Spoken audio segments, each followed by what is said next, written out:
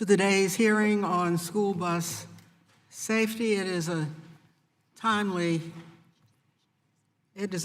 hearing with children out of school to see what needs to be done to keep them safe. And I'm interested in keeping them safe not only on school buses and as they get off of school buses, but I'm interested in keeping them safe in the streets as they go to school. It is true that school buses have a relatively safe safety record. It is also true that children are injured every day or every year, in bus-related crashes. More than I believe in most accidents, we owe it to our children, to these students, to examine why these fatalities occur and what can be done to prevent them. There are some school districts and school buses in my own district, but most take other modes of transportation, including walking, biking, or riding in a car, going on public transportation. Children are often at greater risk outside a school bus than inside it. We have figures showing 264 students who died in school transportation-related accidents in the last 10 years. 97 were struck by a vehicle while walking near the bus.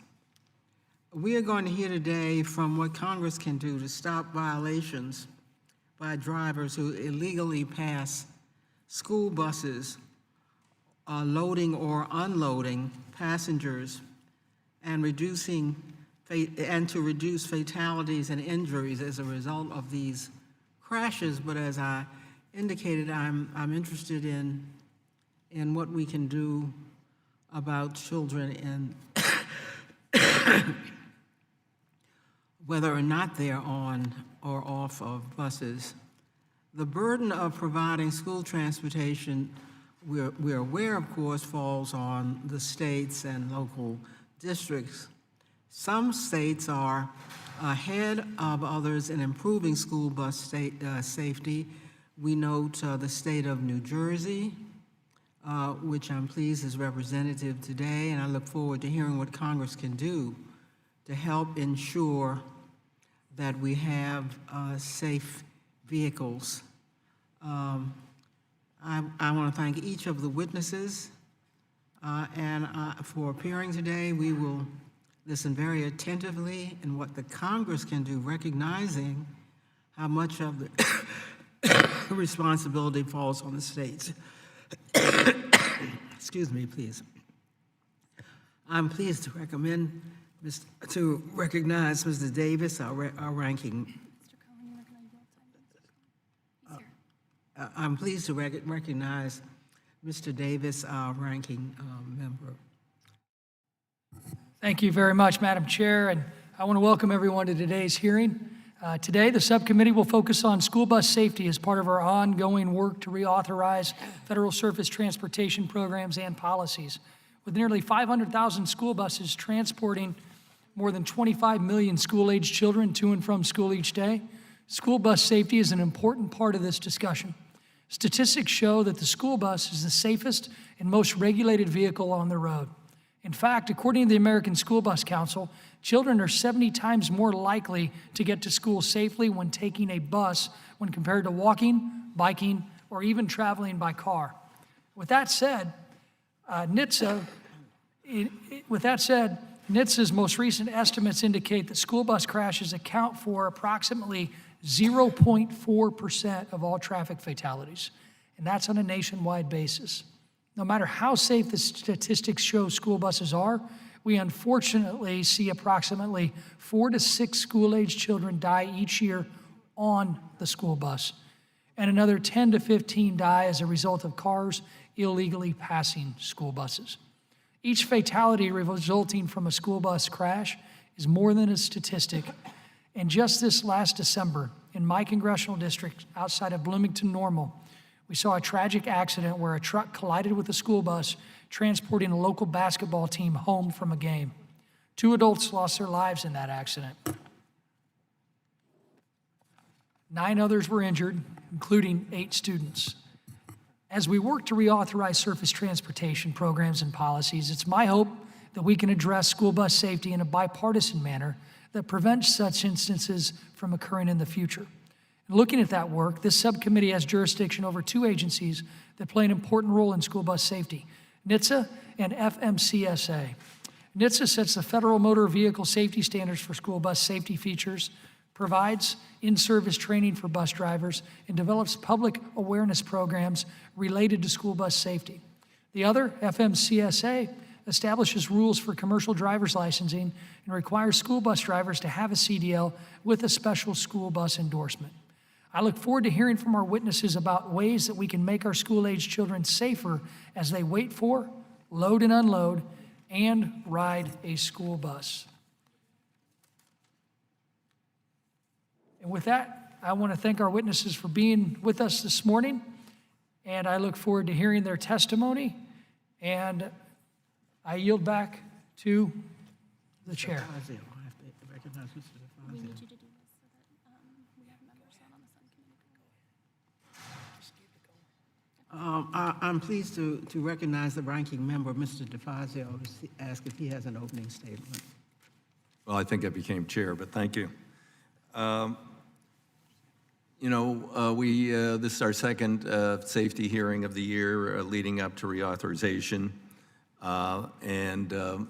The first hearing we heard testimony about highway fatalities, 100 people dying every day in motor vehicle accidents. That's a life every 15 minutes, 37,133 in 2017, and we need to look at ways to reduce those fatalities. Obviously, we're doing a lot better with the transportation of our precious kids on their way to and from school on school buses, but it's not perfect. We will hear some conflicting testimony today, and I would hope that members of the panel might depart from their prepared remarks and respond to someone who goes earlier. For instance, Mr. Bennish from the NSTA is going to come out quite strongly against any federal mandate on school buses for seatbelts. And yet the NTSB is going to talk about what they see as and have felt for some time, a need for lap and shoulder. And then we're going to hear from Chief Fulton about how New Jersey is doing what others say is not possible because of seat configuration, size of children, and that. And that'll be an interesting contrast. I think there's much more substantial agreement on finding ways to better identify the bad apples out there, those who have had poor driving records, those who've had significant health issues and other things. There have been states that have moved forward with much more prompt notification. New Jersey, I think, is on a daily basis, any violations by school bus drivers. And so looking at the national CDL registry and other things that the federal government does control, might provide some benefit in those areas. So, I look forward to the testimony, and this will help instruct us on whether or not we need to include any new provisions in the Surface Transportation Reauthorization, which I expect to have done hopefully by early next year. With that, I yield back the balance of my time.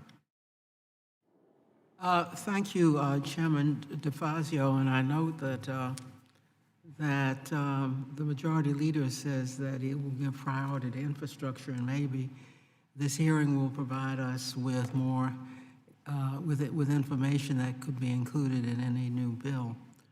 I did not use all of my time, and I am pleased to yield my remaining time 2.5 minutes to Mr. Cohen, who has had an experience that I think is the best way to lead off this hearing.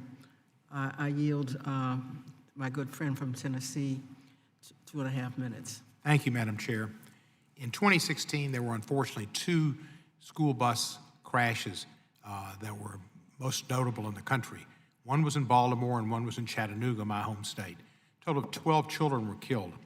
In Chattanooga, there were 6 children killed and 20 injured. After those crashes, the National Transportation Safety Board issued a series of safety recommendations to the Highway Traffic Safety Administration, and that was great.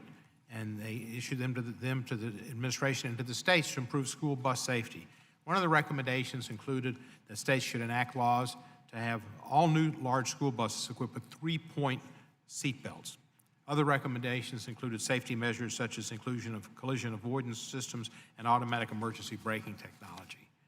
Sadly and unfortunately and kind of unfathomably, the National Highway Transportation and Safety Administration has not initiated the process to enshrine any of these life-saving measures into federal regulation.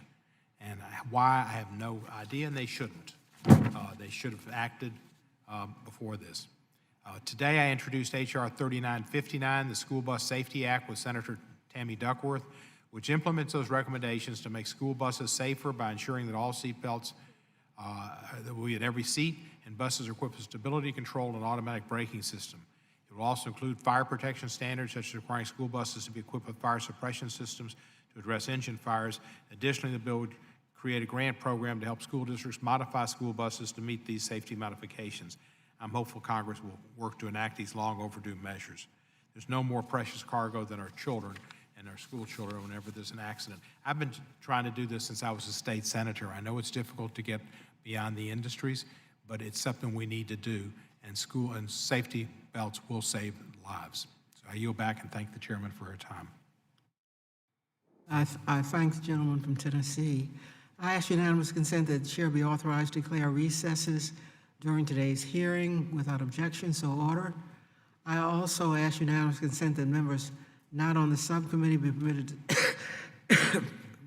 to sit with the subcommittee at today's hearing and ask questions. I'm going to introduce the panel of witnesses, but before I introduce them all, I'm going to yield to Mr. Davis to introduce Mr. John Bennish. Thank you, Madam Chair. I'm pleased to introduce John Bennish, Jr., the president of the National School Transportation Association and a resident of the great state of Illinois. John, Mr. Bennish, thanks for testifying today, and thank you for all of the commendable work you and the other bus operators do in keeping our kids safe. The overwhelming number of kids that travel safely back and forth to our schools every day on your school buses ought to also be commended. We ought to address the issues in transportation safety regarding school buses and other modes of transportation, but let's not ever forget the fact that there is an overwhelming amount of students, the overwhelming majority, that arrive safely, go home safely, and do it again the next day until they graduate high school like my kids did this year. So no more school buses for me for a while, but thanks for your service and thanks for being here today.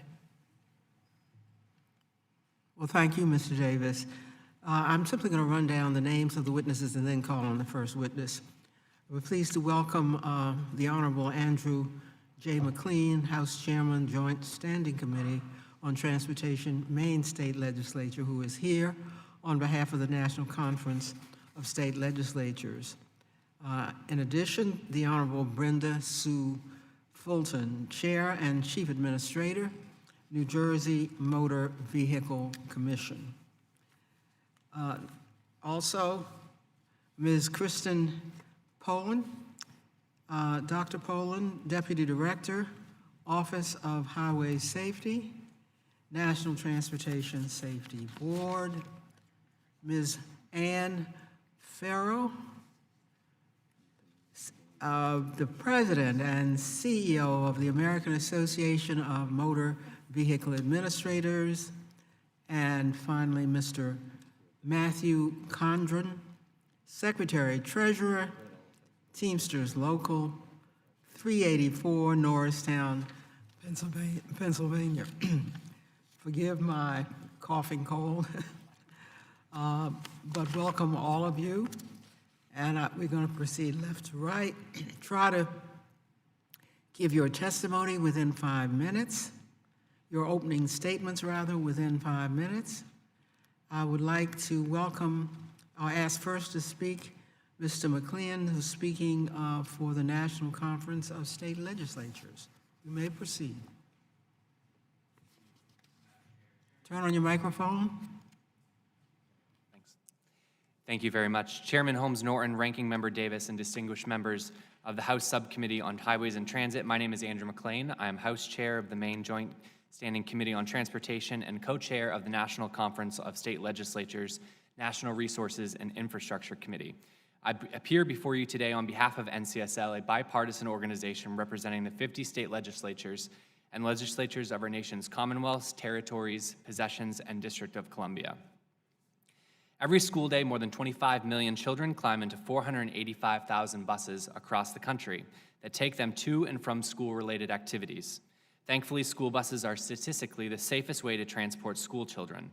However, 61 children who were school bus occupants died in crashes between 2008 and 2017, and this is 61 children too many. States across the nation have responded to these tragedies with laws that NCSL has determined fall into 3 distinct categories: laws requiring seatbelts on school buses, laws authorizing cameras mounted on stop arms to cite drivers that illegally pass a stopped school bus, and laws making changes to requirements for school bus drivers. Overall, 35 states have debated more than 250 school safety bills in 2018, and 33 states have considered more than 200 bills in 2019 thus far.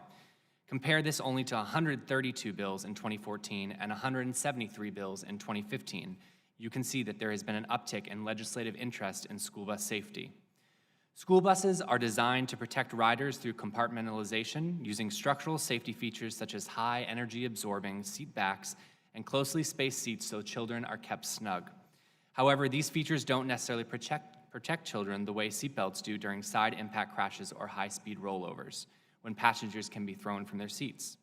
In May of 2018, a school bus crash took the life of 1 student and 1 teacher in Paramus, New Jersey.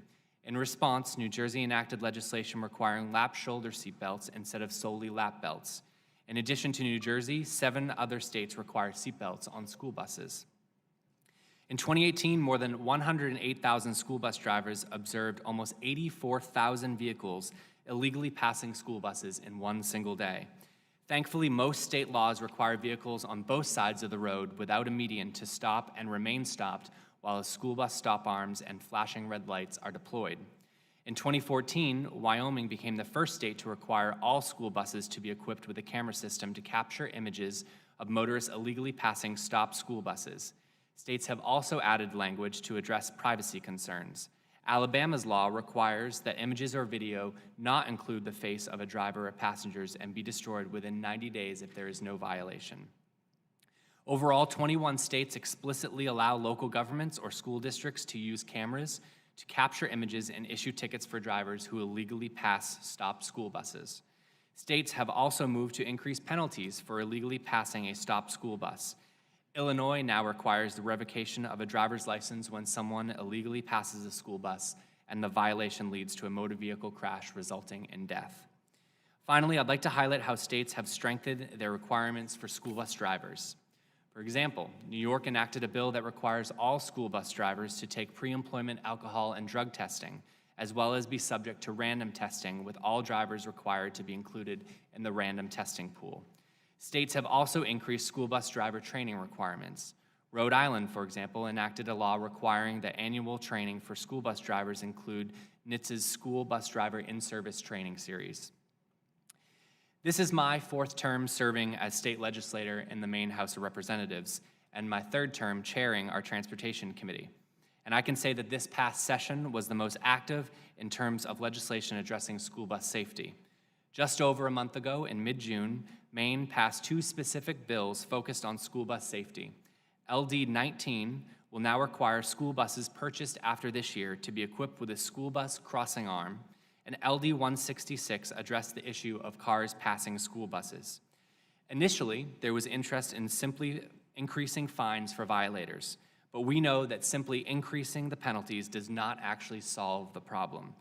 We engaged stakeholders, including community members and local and state police, and this working group identified that enforcement of existing laws is the challenge because there is no way to identify a vehicle when the bus driver is the only person to have witnessed the violation. Thus, the working group recommended allowing the use of a traffic surveillance camera mounted on a school bus in conjunction with a lighted traffic control device to prove or enforce a violation in order to identify the violator. This bill was very controversial given our state's high regard for privacy.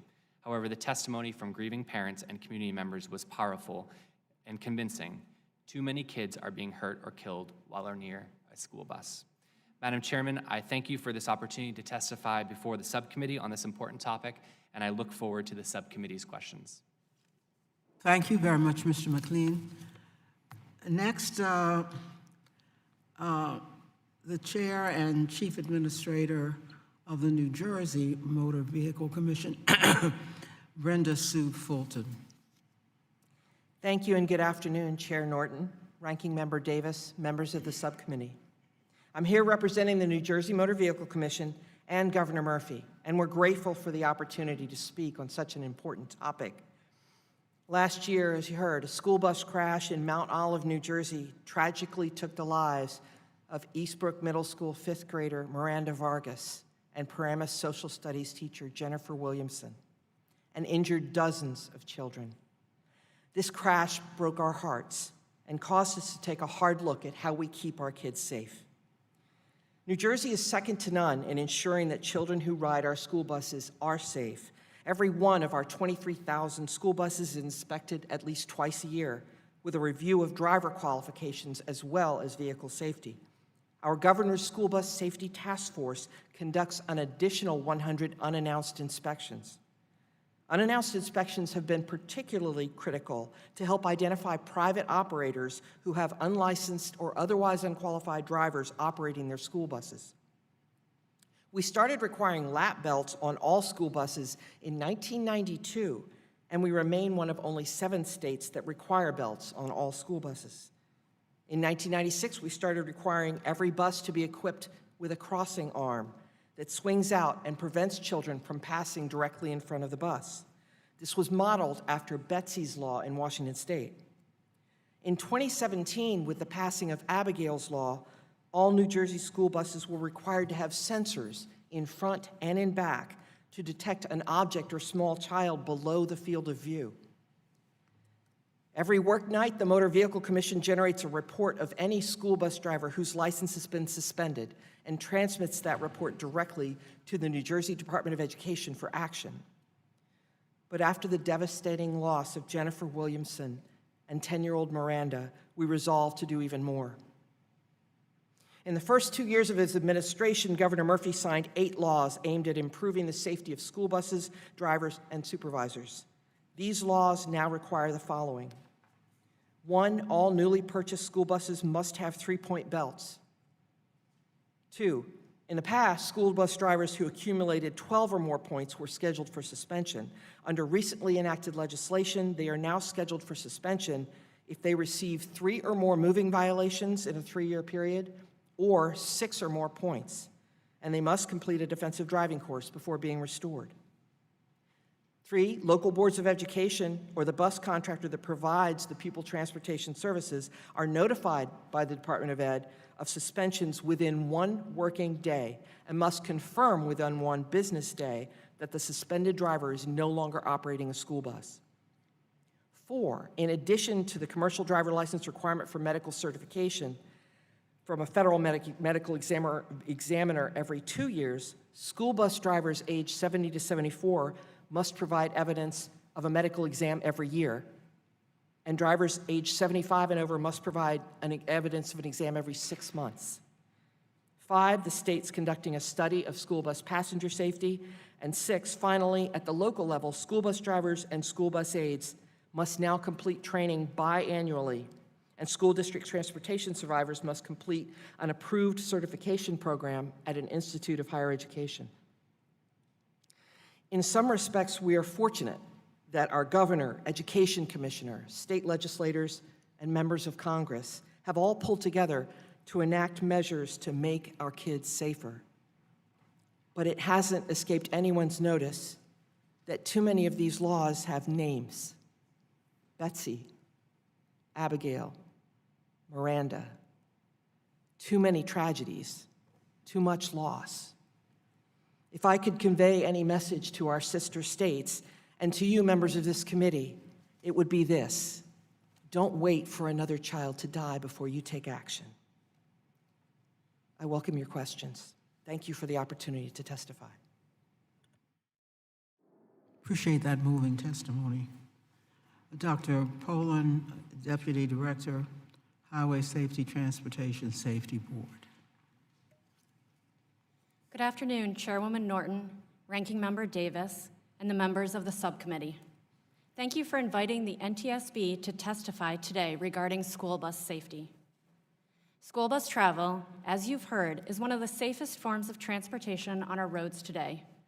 Children are safer traveling in school buses than in any other vehicle, but still, improvements can be made. Today, I will focus my remarks on NTSB recommended improvements related to occupant protection, driver oversight, fire protection, and the safety of children in the school bus loading zone. Compartmentalization, the current form of occupant protection on large school buses, is a passive system that performs well in frontal collisions. Unfortunately, in side impact collisions and rollovers, compartmentalization is incomplete and provides insufficient protection. 20 years ago, we recommended that NHTSA develop performance standards for school bus occupant protection systems that account for all types of collisions and rollovers. In 2008, NHTSA published a final rule that established standards for both lap and lap shoulder belts if voluntarily installed on large school buses. With the federal regulation in place, some jurisdictions are now equipping buses with this safety improvement. However, there still is no federal requirement for large school buses to be equipped with passenger lap shoulder belts. Additional, more recent school bus crashes have emphasized the need for change. Last year, following the catastrophic school bus crash in Chattanooga, Tennessee, the NTSB recommended that each state require passenger lap shoulder belts to be installed in new large school buses. Poor driver oversight resulted in unsafe school bus operations in both the Chattanooga crash and another 2016 crash in Baltimore, Maryland. In each case, the drivers continued to operate school buses unsafely with no remedial action being taken, even in the face of known driver safety issues. Improving driver oversight can prevent crashes. In the Chattanooga crash, the bus driver had about 5 months of school bus driving experience, during which he had accumulated numerous complaints about his driving performance.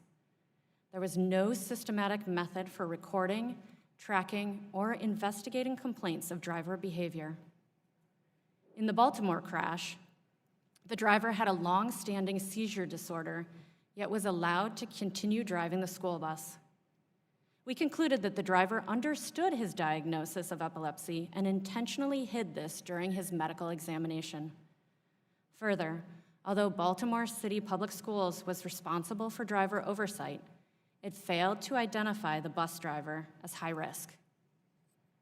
The NTSB has investigated several bus fires dating back to the 1988 bus collision near Carrollton, Kentucky that resulted in 27 deaths. More recently, in December 2017, a fire ignited in the engine compartment of a school bus in Oakland, Iowa, and spread into the bus's passenger compartment, resulting in 2 deaths.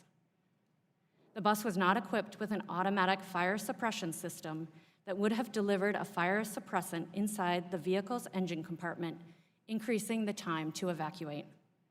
We issued recommendations to NHTSA to require the installation of fire suppression systems in school buses.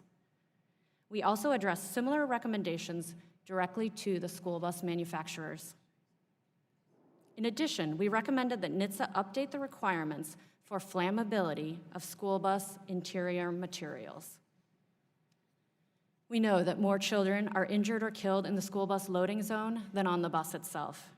Following our investigation of a 2016 collision in which a child was fatally struck while crossing the roadway to board his school bus in Thief River Falls, Minnesota, the board recommended that NHTSA assess and update the guidelines on pupil transportation safety to address pedestrian issues related to conspicuity and route selection. We are now investigating 3 additional loading zone crashes in Indiana, Georgia, and Mississippi in order to identify countermeasures for preventing or mitigating future injuries and fatalities in the school bus loading zone. Thank you for the opportunity to provide our recommendations for improving school bus safety. I would be pleased to answer any questions you have. Thank you, Dr. Poland. Mr. Bennish, President and CEO, Cook Illinois Corporation, who's testifying on behalf of the National School Transportation Association. You may proceed.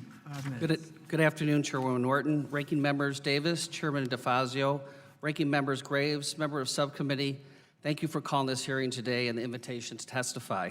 My name is John Bennish Jr. I am the President and Chief Operating Officer of Cook Illinois Corporation, based in Oak Brook, Illinois. I'd like to also acknowledge my wife, Christine, who is here with me today. My dad, John Bennish Sr., started the company in 1958 with 75 buses. Today, the company operates 2,200 school buses, and we transport over 100,000 children each day in the Chicagoland area. I started in the business as a teenager and have worked nearly every position, including CDL licensed driver, and occasionally you will even see me driving one of our buses to keep in touch with our drivers and our students.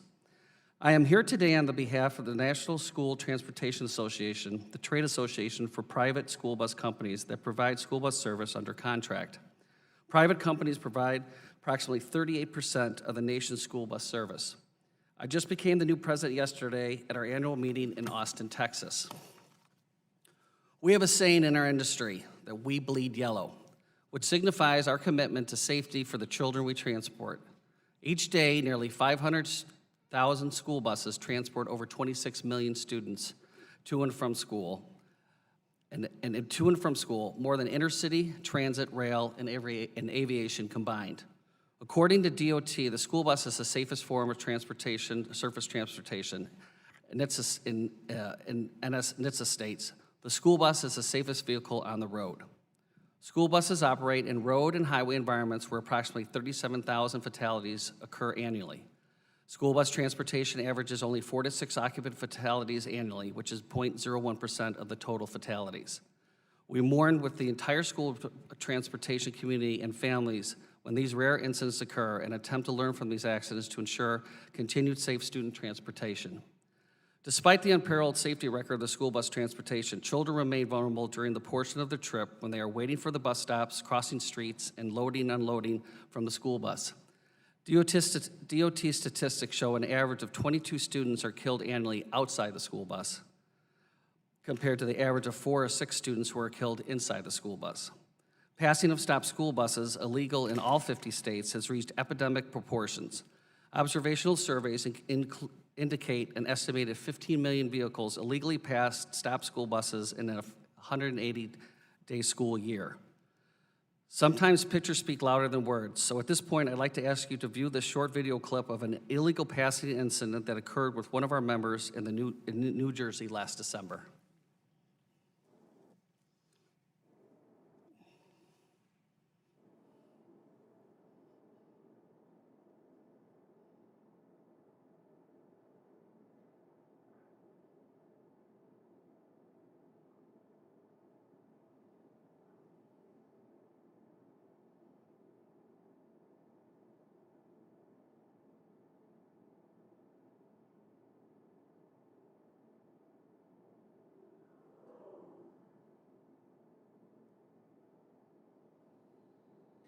This child walked away with a few broken bones, but sometimes illegal passing has tragic consequences.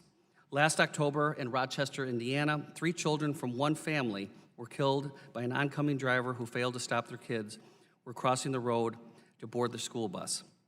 These tragedies can be prevented. We believe this is the most important issue facing the school bus transportation industry, eclipsing all others.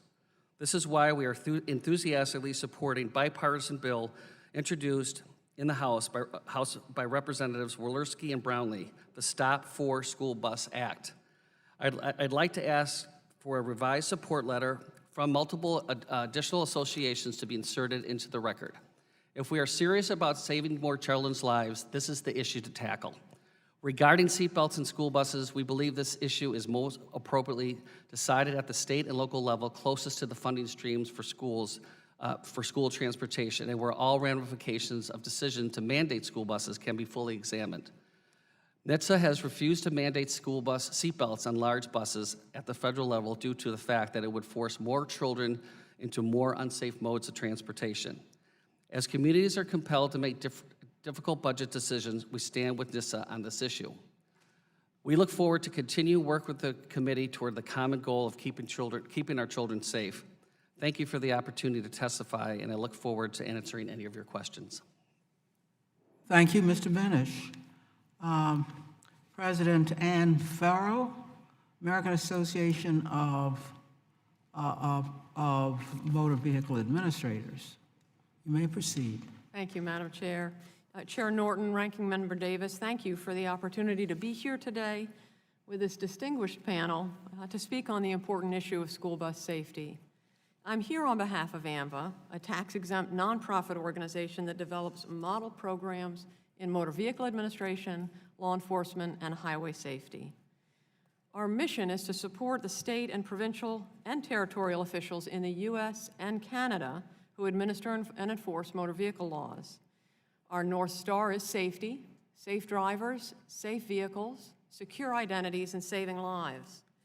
With our members' guidance, we develop programs to encourage uniformity and reciprocity in the administration of these challenges across state and international borders.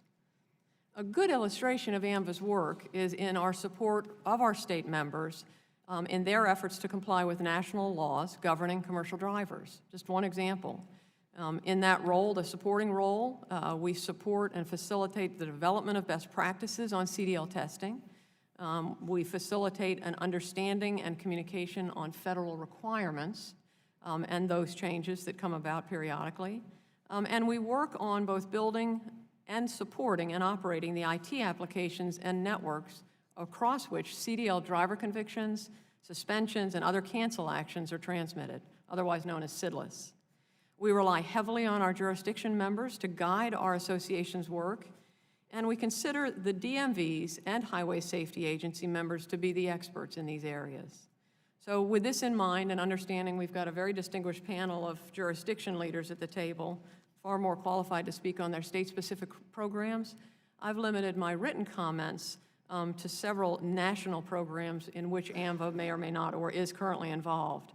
The National Employer Notification System, the concept, or I should say the transmission of driver medical fitness data, and some background in that written testimony on the Commercial Driver's License Information System, the network across which so much of that travels.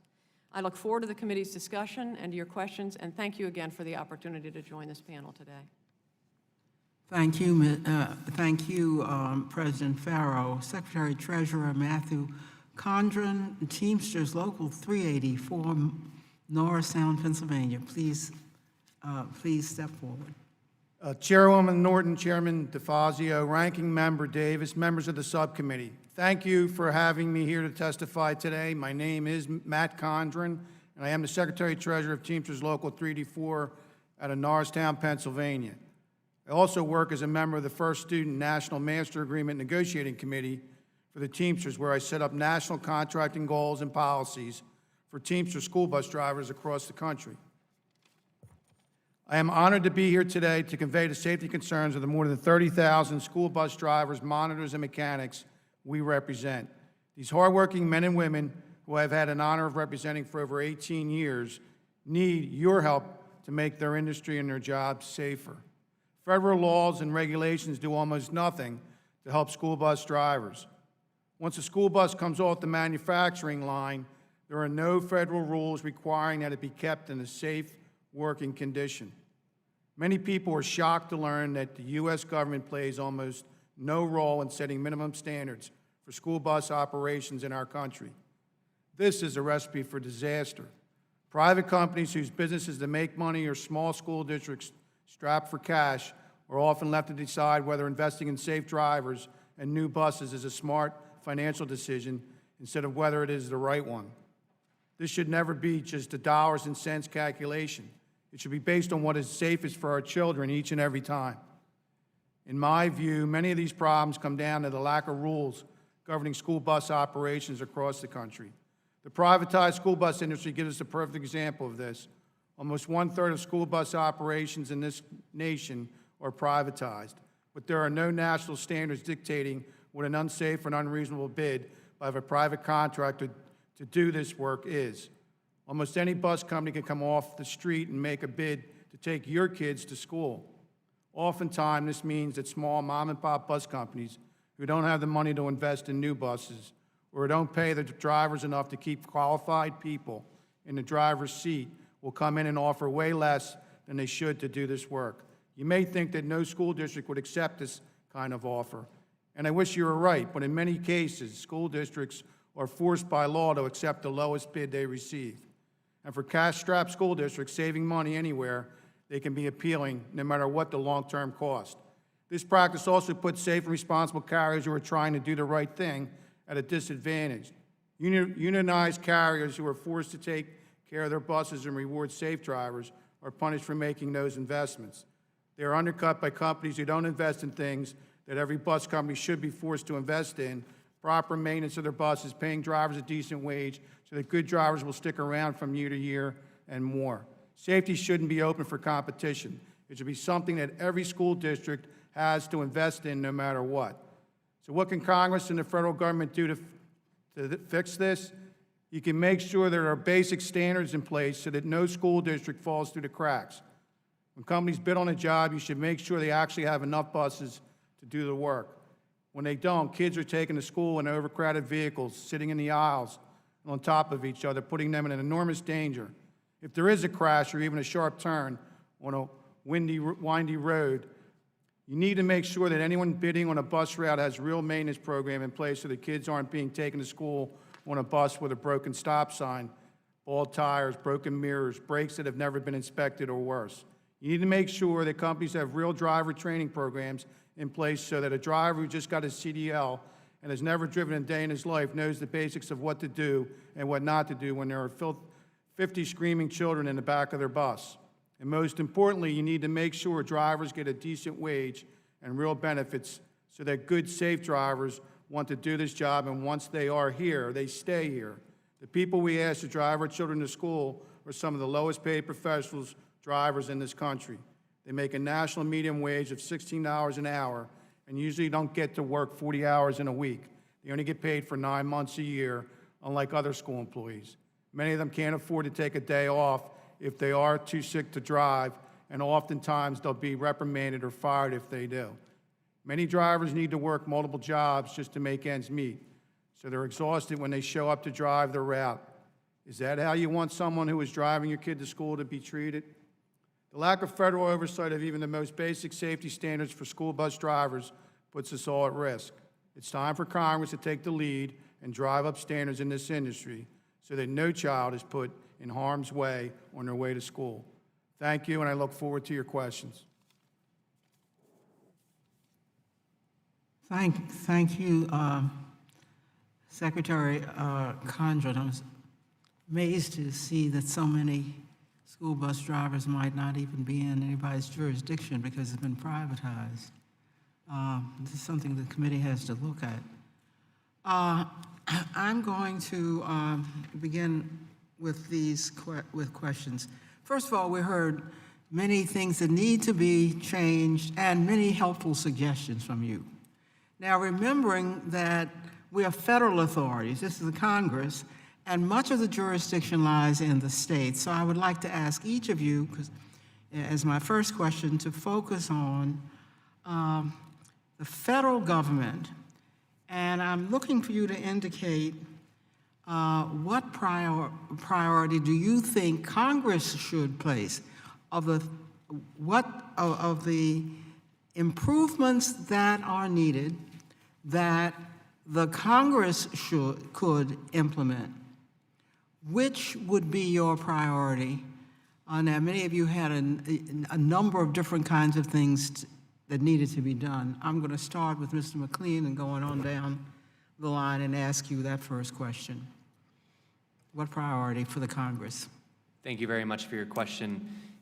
Generally speaking, we prefer the states prefer a carrot versus a stick. One of the great things about our democracy is that we have so many laboratories of democracy. Different states are exploring different solutions. So you don't think there's something that the Congress can do for a carrot or a stick? I do think that there are several different things that the federal government can do. One is research the effectiveness of different solutions that states are exploring. So one of the things that I mentioned in my testimony, we're exploring the stop arms, we're exploring the crossing guards. There's very little data on what is actually going to solve the problem of kids being hurt and killed on and around school buses. And so continuing with the research about effective strategies is one way the federal government can play a role. Additionally, incentivizing safety programs within states is a really important tool to incentivize different states. I don't know how you, I need to go down the line. Incentivizing is a very broad, is a very broad word, but Ms. Fulton? Thank you, Madam Chair. From our standpoint, I would prioritize a notification system that crosses states. You know, in New Jersey, our drivers are driving in other states quite frequently. And Identification systems, did you say identification systems? I'm sorry, a notification system. Notification. So if New Jersey, let me give you an example. If a New Jersey driver's convicted outside the state, we do get notice that they've got a suspension and we can notify. But if a New York driver offends in our state, that notice may be sent through the mail and may take a period of time before New York finds out that the school bus driver was convicted of something that put them over the number of points.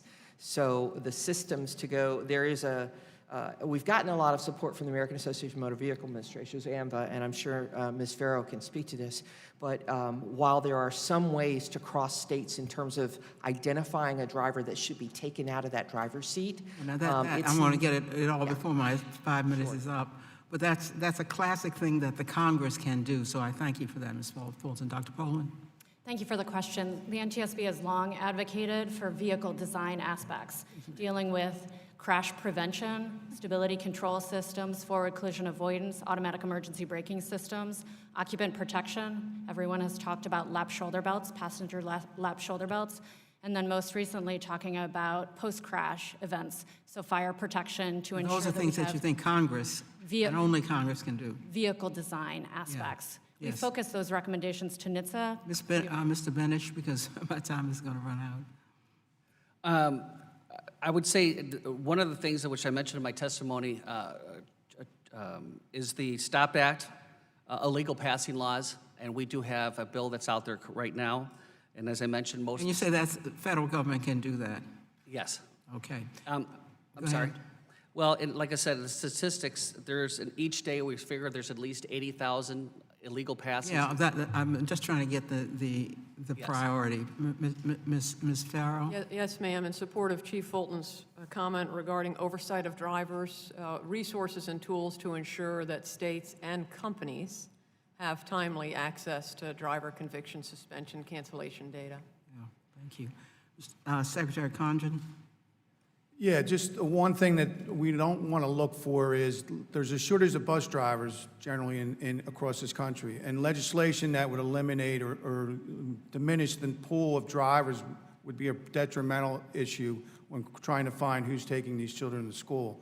But we agree that there should be a standardization. We think the bidding process needs to be adjusted where all schools can look at the safety aspects as opposed to accepting the lowest bid.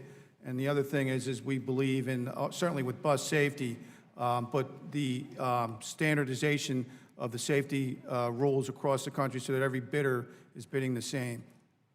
Thank you very much, Secretary Condon. Those are very helpful suggestions as we prepare for the next bill. It sounds to me that the federal government is way behind giving those suggestions on things we could do. So I appreciate those suggestions, those recommendations from all of you. And I'm going to ask Mr. Davis, our ranking member, if he would offer his questions at this time. Thank you, Madam Chair, and thanks again to the witnesses. Enjoyed your opening testimony.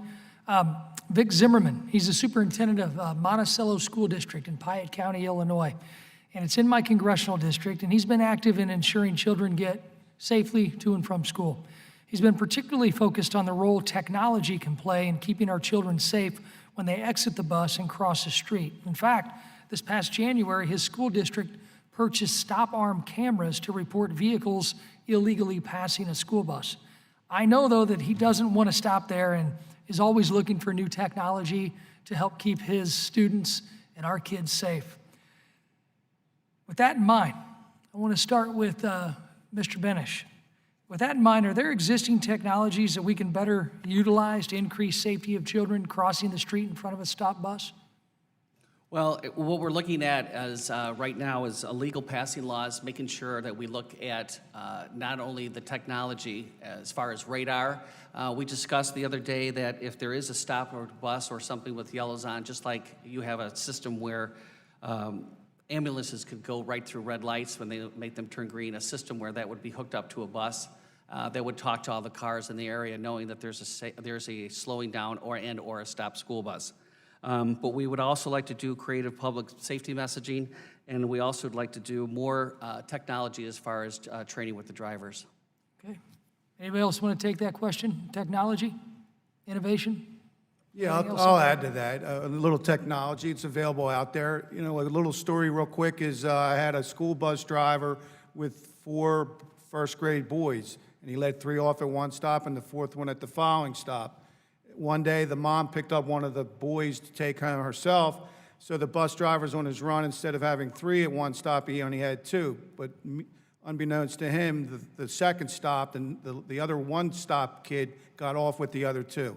So he pulls up to the stop to let 3 boys off when he only had 2, and 3 get off. He goes to the following stop, and what does he find? He secures the vehicle, and the mom's waiting for her son to get off, and there's no child. Where's that child? The mom doesn't know, and the driver doesn't know that child got off at the previous stop. We have technology out there.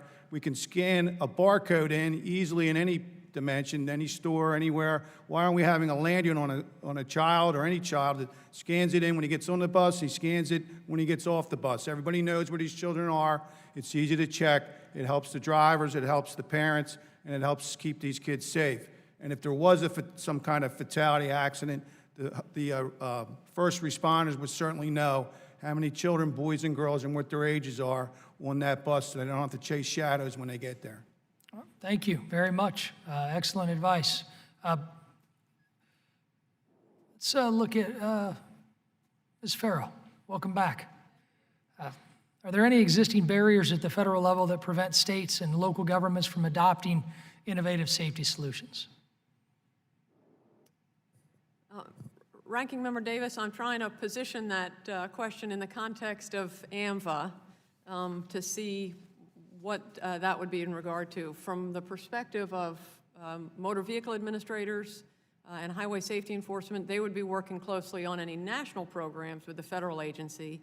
And as I think Chief Fulton indicated, structuring a program at the state level. I'm not, are you speaking to a technology such as an employer notification system? No, I've kind of gone beyond the technology issues, unless you have something else you want to add to my previous question. But I just want to know, I mean, you've had some experience sitting at that witness table before, and are there any barriers that you see at the federal level that would stop state and local governments from implementing some of the suggestions we just heard from Mr. Bennish and Mr. Condrone, or any other innovative approach? Well, I really appreciate that question. I'm just not in a position to answer what would be a barrier at the federal level at this time. How about you, Ms. Fulton? Thank you, Ranking Member.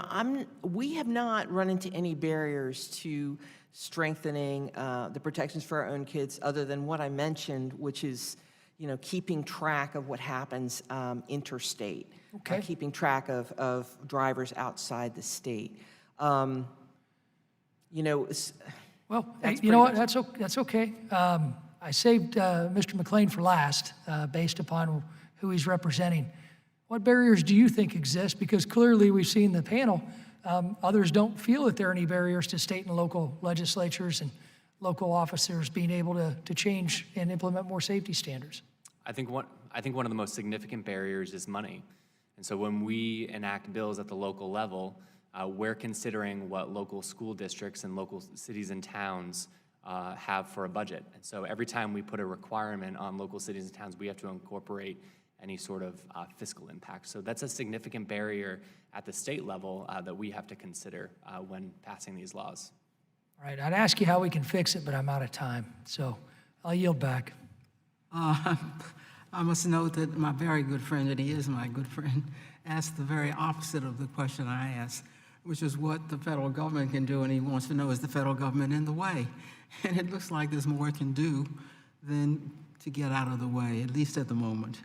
Mr. Garcia. Thank you, Chairwoman Norton and Ranking Member Davis for organizing this hearing. As a father of three, I know how stressful it can be to worry about our children's safety, and I applaud the efforts of this committee to evaluate these safety measures today. Question for Ms. Poland. As you mentioned in your written testimony, an emergency braking system can serve to prevent and mitigate collisions. Earlier this year, I joined my colleague Hank Johnson from Georgia to introduce the Safe Roads Act to require commercial motor vehicles to be equipped with an automatic emergency brake or AEB system.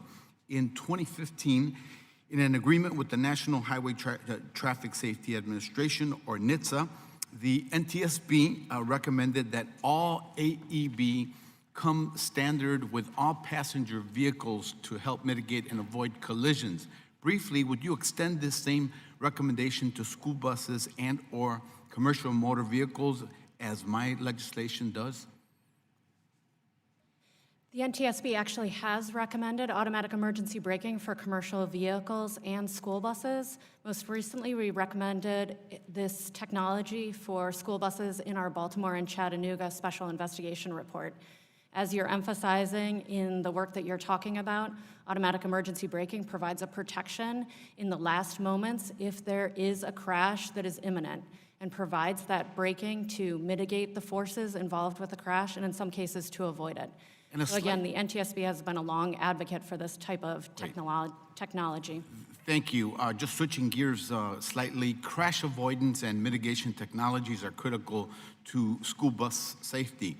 I'd like to transition, however, to a safety issue that is too often overlooked: the safety of the air our children breathe on school buses. I'm working with Senator Kamala Harris and colleague Jahana Hayes, a former educator from Connecticut, to introduce the Clean Bus Act to accelerate the electrification of the nation's bus fleet. Over 25 million school-age children rely on the nation's school bus fleet to get to and from school daily. The tailpipe emissions that they are exposed to in transit and while idling in these buses are extremely toxic, especially if some of these the school bus yards, are located in urban areas next to the residential areas.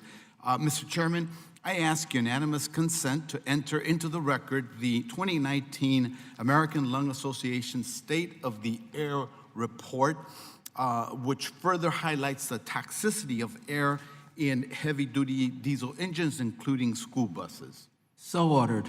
Thank you.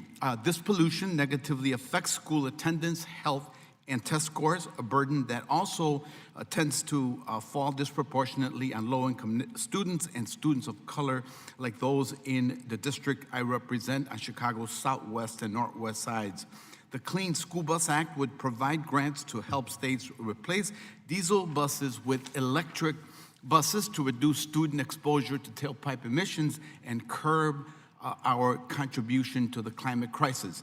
Question for Mr. McLean. As a former county commissioner and state legislator, I understand the struggles that states deal with to find funding for safety measures like these, do you believe that states and local governments would be supportive of additional federal grants to modernize and electrify the school bus fleet? I do. I think that's a perfect example of one of the incentives that the federal government could use to provide increased safety measures for kids on school buses. Great. And back to Ms. Poland, in your investigation of the Oakland bus fire, you noted that the school bus engine designs often fail to mitigate the spread of gases into the passenger compartment. That can exacerbate a situation involving a fire, but can you speak to whether or not these fumes can regularly enter into the passenger compartment, even in the absence of a fire? Our investigation, of course, focused on the post-crash fire in that event, and when there was that significant fire in the engine compartment, how the incomplete firewall led to the fire being able to spread into the passenger compartment.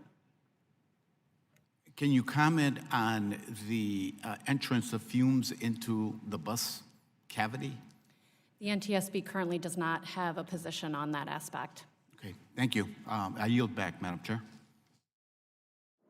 Thank you very much, Mr. Garcia. Mr. Gallagher. Thank you. Ms. Poland, Rep. Krishnamurthy and I have introduced H.R. 2416, which is the Safe to Drive Act, which would direct the Department of Transportation to use some of the money that has already been appropriated for grants combating distracted driving to new grants for the same purpose, but which would be easier to qualify for. So my question is, to what extent does the National Highway Traffic Safety Administration see distracted driving, especially from cell phone use, as affecting the safety of school buses?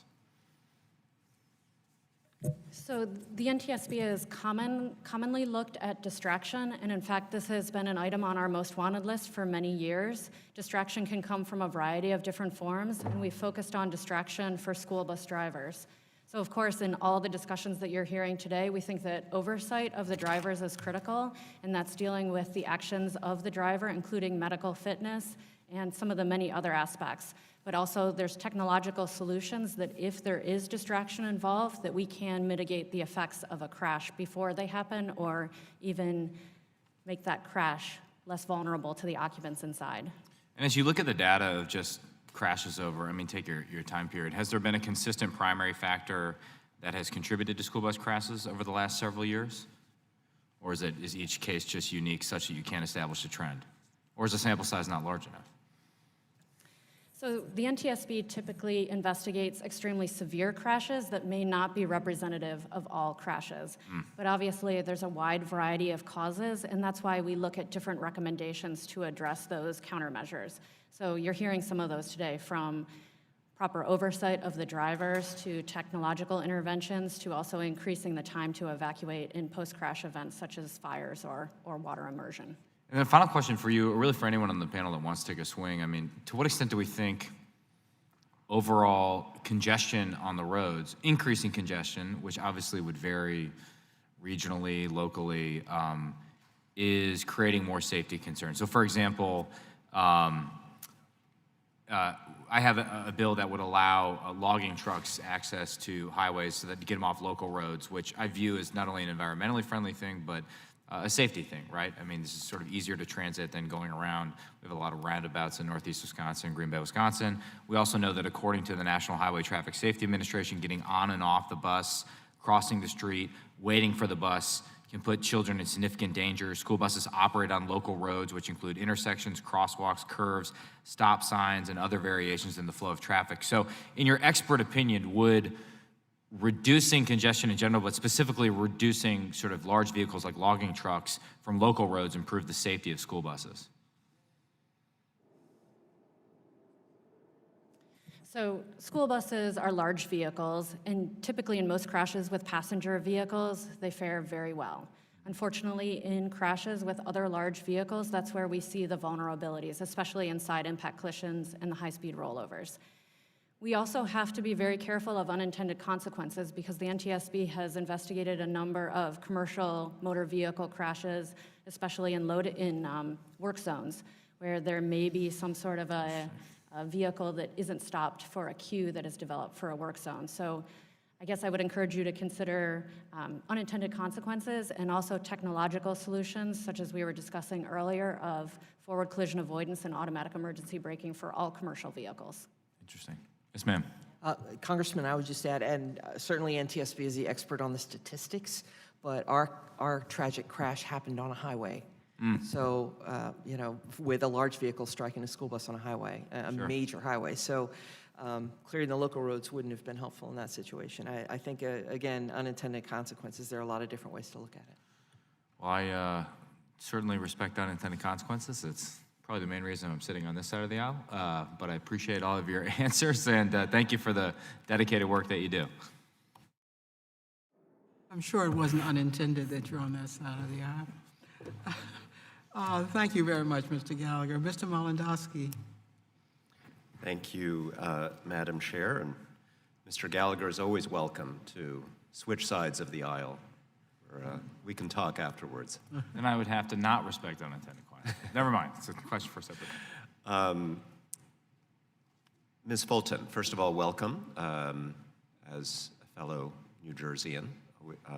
Happy to see you here and very pleased to see the strides that New Jersey has been making in improving school bus safety going forward, especially after the tragic accident in Mount Olive, which happened in my district, as you know. I was able to meet Miranda's father and sister just a couple of weeks ago when they came to Washington to advocate for greater federal involvement in preventing tragedies like that bus crash from ever happening again. In that context, I wanted to ask you to say a little bit more about New Jersey's employer notification system. I think you began to a little bit earlier. As I understand, it was recently updated to better prevent bad drivers from getting behind the wheel of a bus. And I wonder if you could explain how the system works and some of the changes that we have made. Yes, thank you, Congressman Malinowski. So we at Motor Vehicle, when a notice of suspension is posted by the courts or law enforcement to a driver's license, and that driver's license has a school bus endorsement, a report is automatically generated, and we do this on a daily basis, every business day, and for us, Saturday is a business day. So 6 days a week, we generate a report. Anyone who holds that school bus endorsement whose license has been suspended, and that goes directly to the Department of Ed. And then the Department of Ed was notifying operators. The change in the law first shortens the time that the employer has, and the Department of Education. So Department of Education has 24 hours to notify the operator, whether it's the Board of Ed or the private operator, that this driver has been suspended, and they must confirm within another 24 hours that that driver is off the road, that that driver is not driving a school bus. And the second piece of the legislation is that we don't just do that for suspensions or 12 points or over, which generates a suspension. We're now required to do that if you get 6 points or more, or 3 moving violations in a 3-year period. So there are more stringent requirements, and the notification has shortened. This is still relatively new, but that's how it works. And so let's move from that to the across state lines issue. If somebody had an infraction, let's say someone had the equivalent of 6 points in another state, moved to New Jersey, what would happen? And how soon would it happen? Well, first, Congressman, if there's a notice of suspension that comes from another state, we may get that any number of ways, depending on whether we have an agreement with that state where we get something electronically, or whether we get it in the mail the way that we communicate with some of our sister states. So it may come in the mail, and that can take time. It has to be managed manually. The 6 points, now that's a New Jersey rule, and we've not yet gotten that to happen automatically. right? So there's not an automatic trigger of 6 points that come in from another state. Now, I guess once it gets posted to the New Jersey driver license, then we're in state and we can manage it. But it's getting that, the real trick is getting notice from the other state. How long does it take for a conviction that happens in Pennsylvania or New York?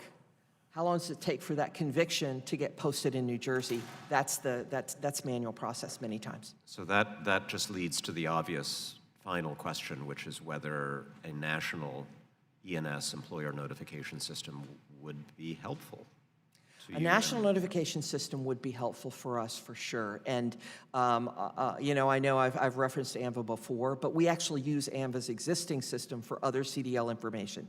So that does, that would be helpful. Great, thank you. I yield back.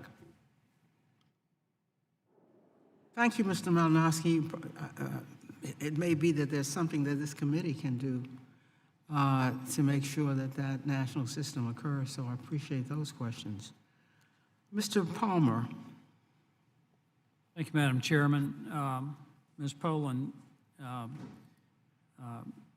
the NHTSA found that 97 pedestrians under the age of 18 were killed in school transportation-related crashes between 2008 and 2017. Do you know how many were struck by vehicles going around the bus out of that 97? The National Transportation Safety Board, does anyone have an idea? So certainly there's data available on those crash statistics. The NTSB accidents are a portion of those numbers that you're looking at. And as I mentioned in my opening statement, we have 3 ongoing investigations in 3 different states where we're looking at what's happening on those high-speed roadways. I've got several questions that I want to ask about this, but I think it's important to know how many of these fatalities were the result of people going around the bus as opposed to the bus actually running over the child. You've got both those situations. And the reason I bring that up is that in reading the testimonies here, Mr. Bennish testimony pointed out that the passing of stopped school buses during loading or unloading illegal in all 50 states has reached epidemic proportions. In most recent annual observational survey in 2018, 105,306 school bus drivers in 38 states reported almost 84,000 vehicles illegally passed their stopped school bus in one day. That is incomprehensible to me that many people are that stupid, are that unconcerned about the safety of the kids on that bus. And based on the observations, if you projected that out over a 180-day school year, that's 15 million vehicles illegally passing a school bus.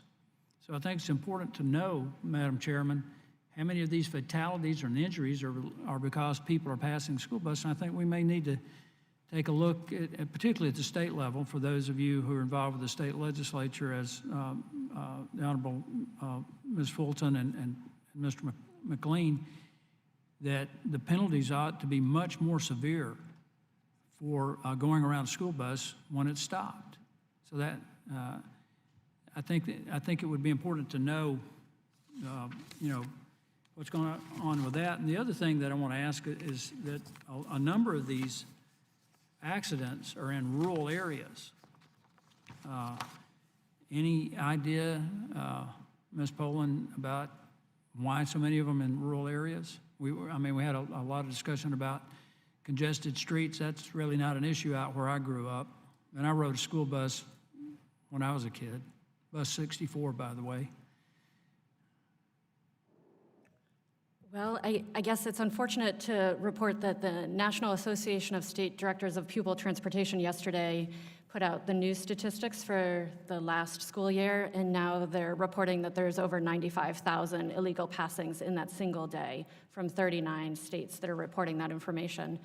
As I mentioned earlier, the NTSB is looking at 3 crashes. All of those are in what you would classify as rural areas. They're on high-speed roadways, 55-mile-per-hour roadways.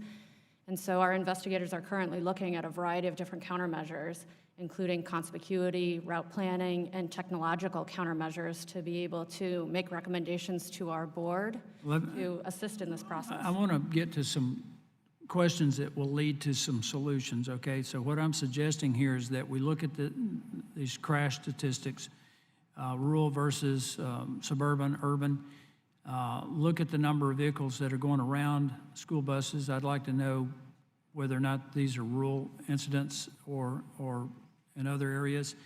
In regard to these higher speed highways, where I currently live, we have a highway where it's 55, but during the certain times of day when kids are coming to school and when kids are leaving the school, that speed limit is reduced to about 25 miles an hour.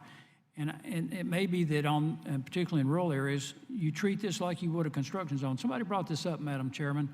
I think it's a pretty good idea that maybe during those times, we do it like a construction zone. We notify you ahead of time, you've got to bring your speed down, and because you've got school buses operating in the area. I know that's going to create some issues for transport vehicles and things like that, but I'll pay the extra cost for a loaf of bread or a bottle of water, whatever, if it saves the life of a kid. One last thing, if I may, Madam Chairman, I'm kind of on a roll. If I can look at this too, and this is something that I wanted to ask Mr. McLean about, the legislative role in this, and for Ms. Fulton too.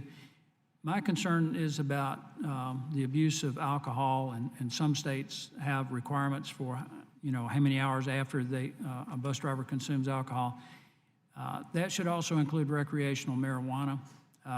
And the thing that concerns me is that there are commercial drivers who lose their license, and in a lot of cases they self-report. And I think we need to have a database where if someone applies for a license to drive a school bus, there's a database that is searchable, and you can determine whether or not someone has lost their license before we put them behind the wheel of a bus carrying our kids. What do you think about that? I don't know that I want to make it a federal law, but... He's over time, so I wish you'd take those suggestions under advisement.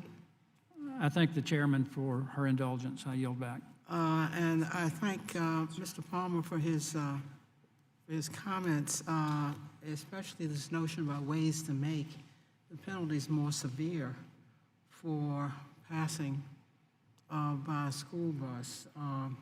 That's something that we need to look into, raising a federal issue as to whether or not we could do that, recognizing that most of these laws are local. And Mr. Palmer raised a number of issues. I think this was raised before about studies that we need to do, statistics we simply do not have.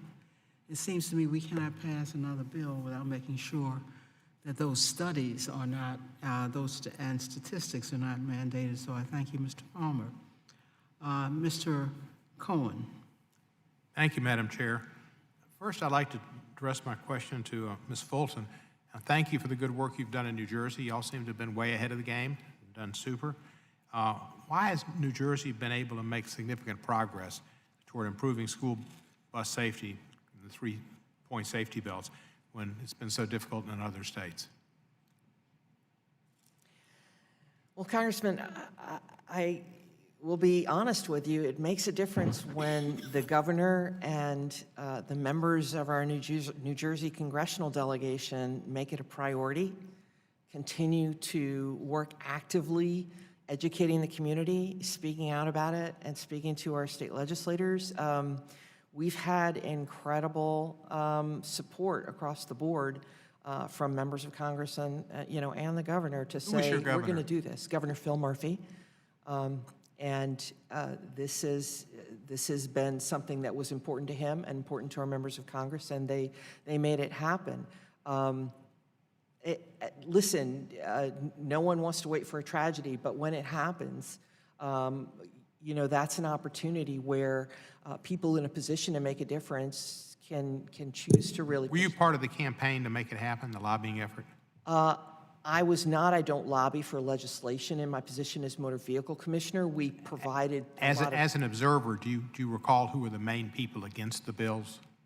against the bill. Yeah, was it? There wasn't significant opposition. There was, there were questions about the additional cost, but the additional cost of a couple thousand on a 54-passenger bus is it's a cost for school districts, but there was a lot of support from the school districts where they'd had accidents to go forward with it. Thank you, ma'am.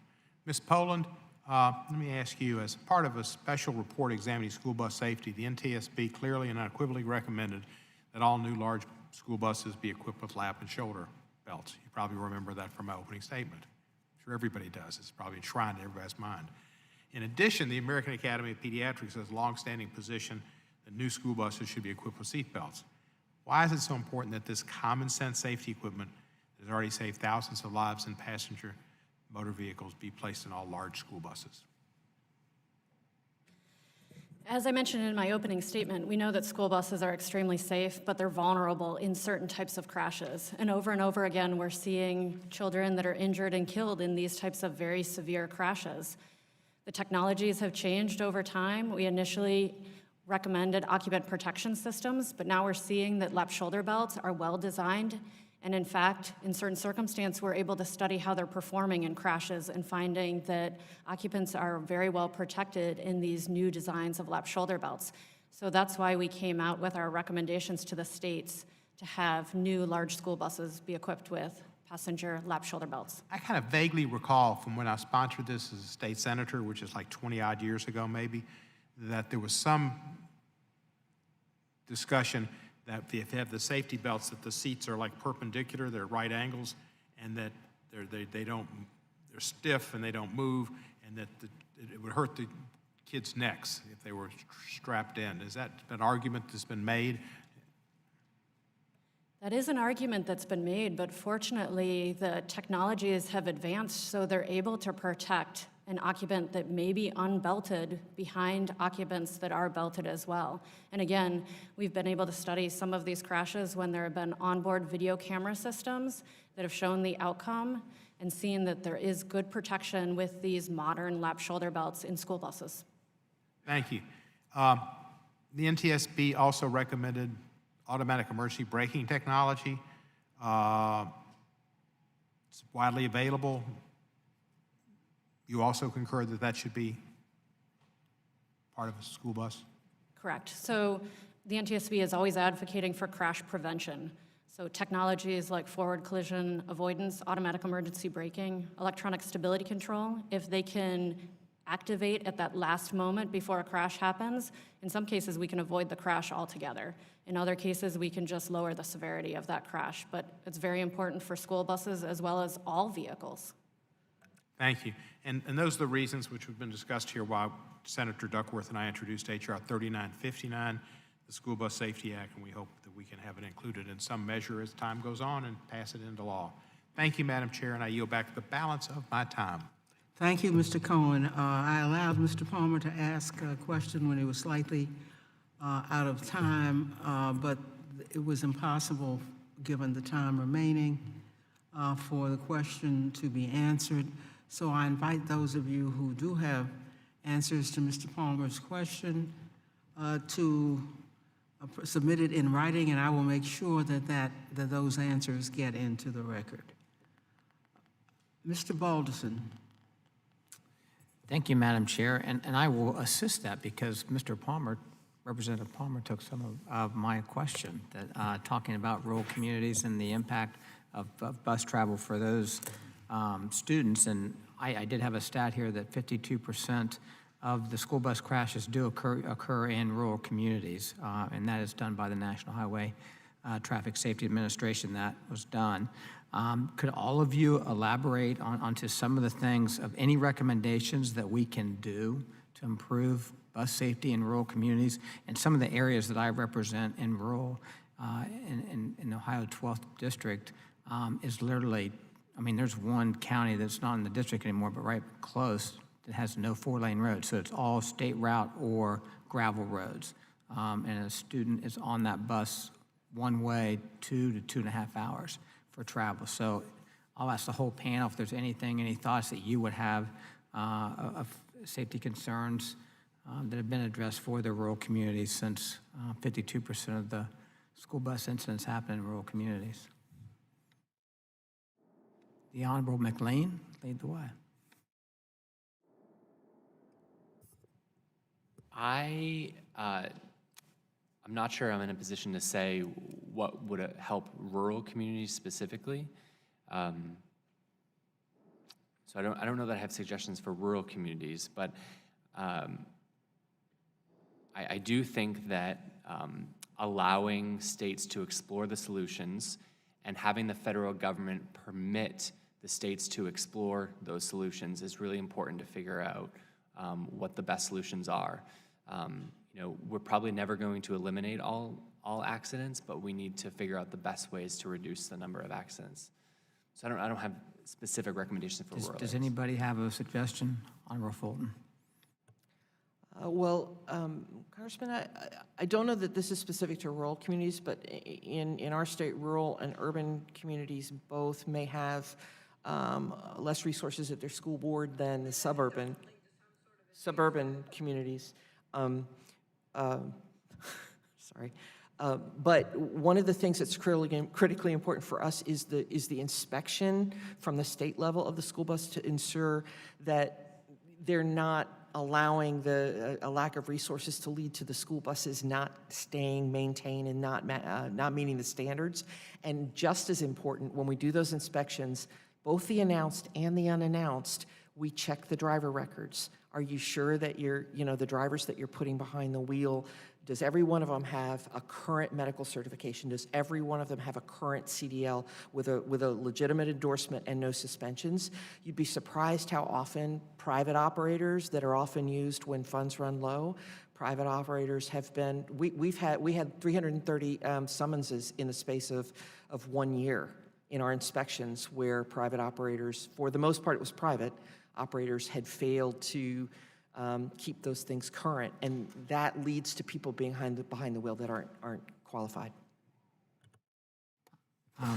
Madam Chairman, I'll switch gears for the panel a little bit. According to the National Highway Safety Administration, the greatest risk to school children is getting on and off the school bus. Have any states successfully implemented reforms to better prevent these violations? And Mr. Cordorm, you can. I was just going to comment on the last question on the rural bus driver. You may comment. Jump back on that question. Traditionally, on the coast, the east and west coast, you don't see it as much, but in the rural area, you see more. They call it park out, where the driver takes the bus home with them. They don't report to a terminal or a yard. The driver just gets in the bus and then goes on the route. So in the rural areas, I think you probably would need to make sure that those vehicles are inspected and up to date, a little more oversight, and also that the driver's current in their training on what's current in that area. Okay. I would like to comment, being one of the bus drivers, and I do drive a bus and have had CDL and driven for over 25 years, that I think what Mr. Palmer said also too is more signage in those areas, or especially rural, making sure we put specific speed limits down at certain times of the day to slow down, just like we did as a construction site in our slow down.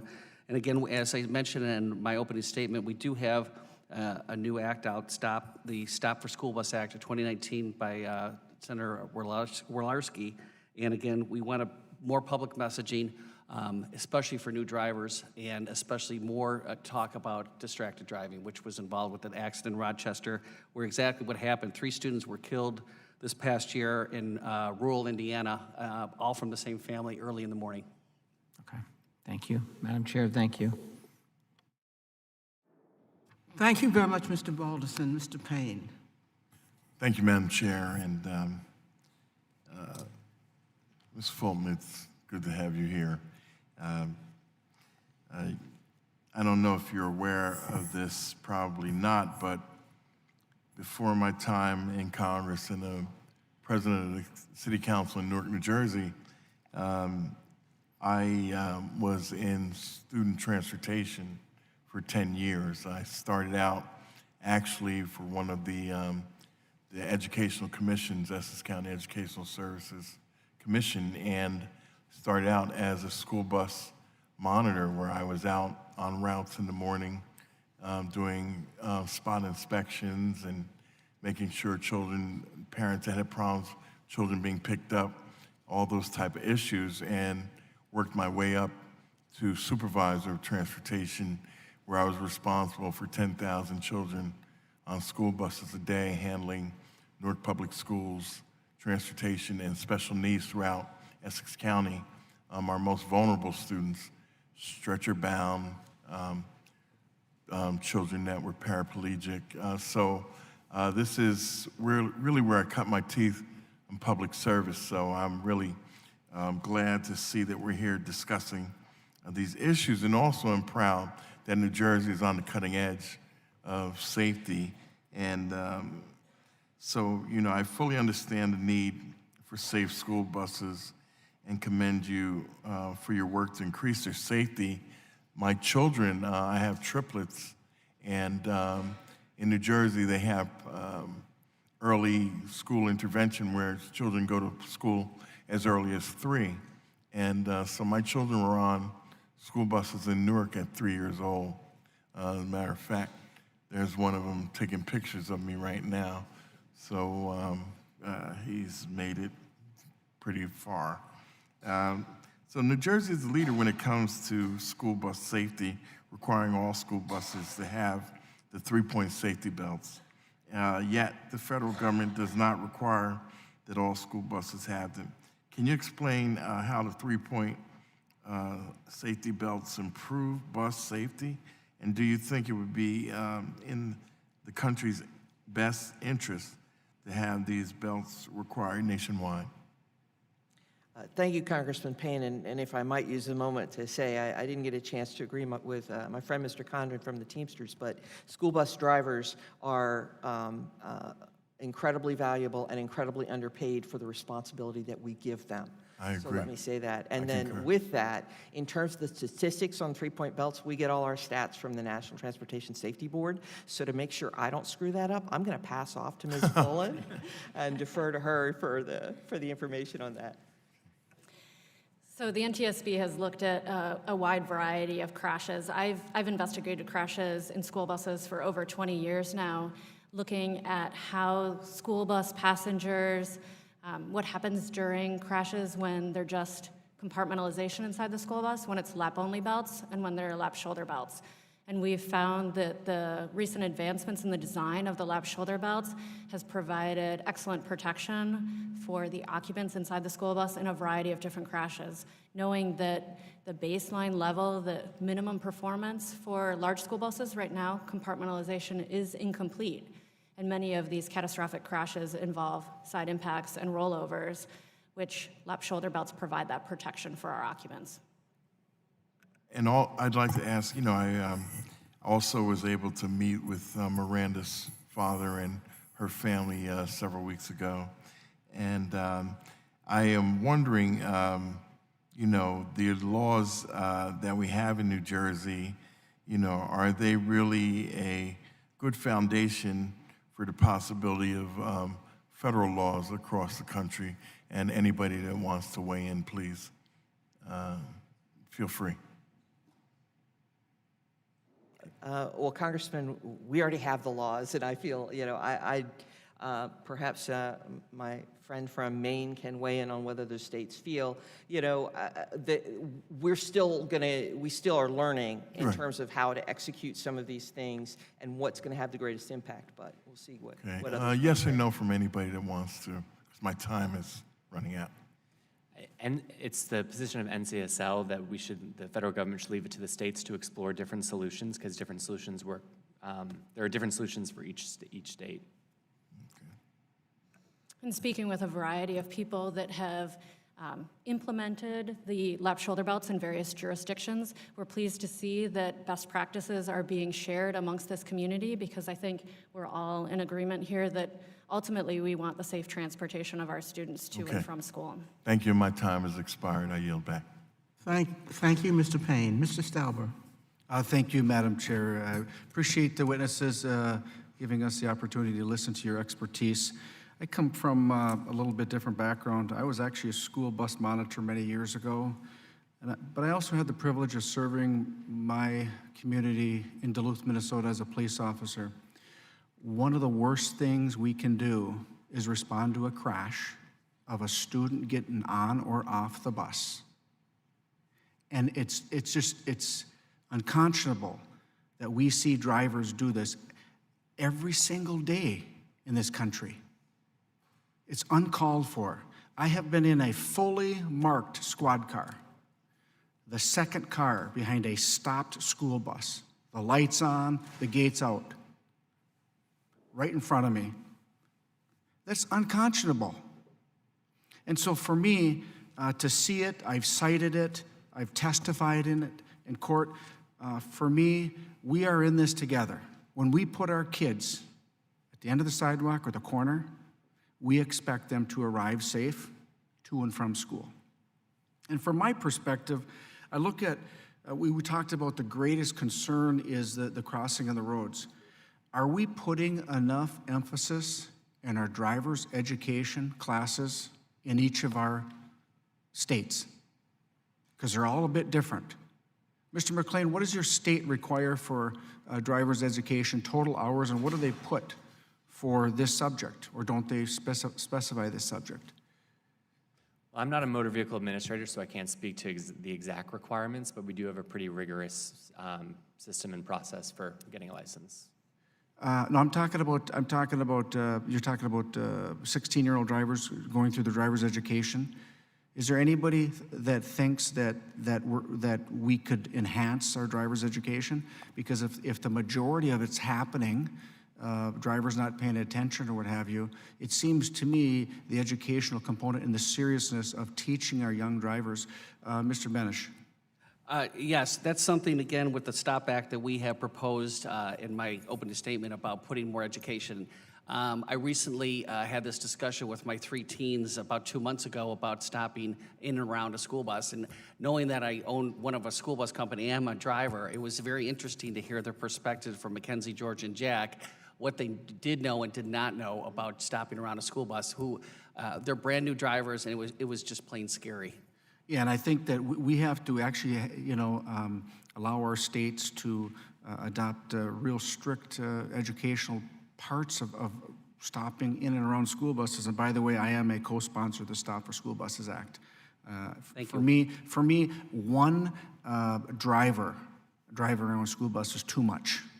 One in this entire country, because the safety of our kids is paramount. One of the things I wanted to talk about, Ms. Poland, you talk about, the restraints and what have you. Do you feel comfortable saying that the restraints in a fire or water emergency for young kids, do you feel, like, especially in rural areas where you're not going to get the help right away, do you feel comfortable in putting that mandate forth to the entire country? That's a good question, and many people, of course, are asking that question. I can just lend some of the experience that we've had where we've looked at crashes, very severe crashes where there's been onboard camera systems, and we've studied the evacuation and seen that the passengers that have maintained consciousness during the crash are able to self-evacuate.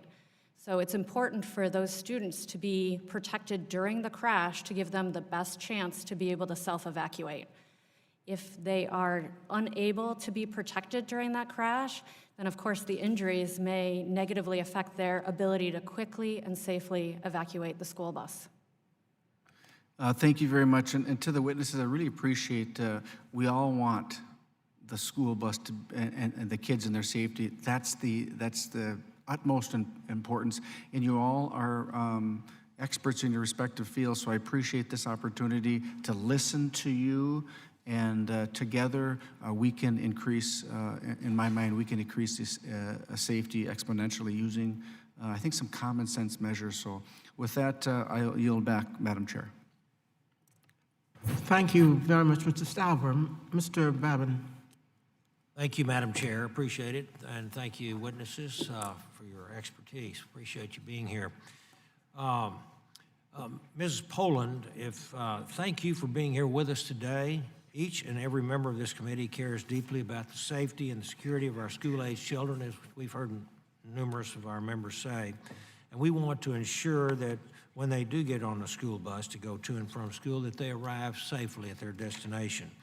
However, I also want to make sure that our states and local communities are allowed the flexibility they need to implement proper regulations for their unique jurisdictions.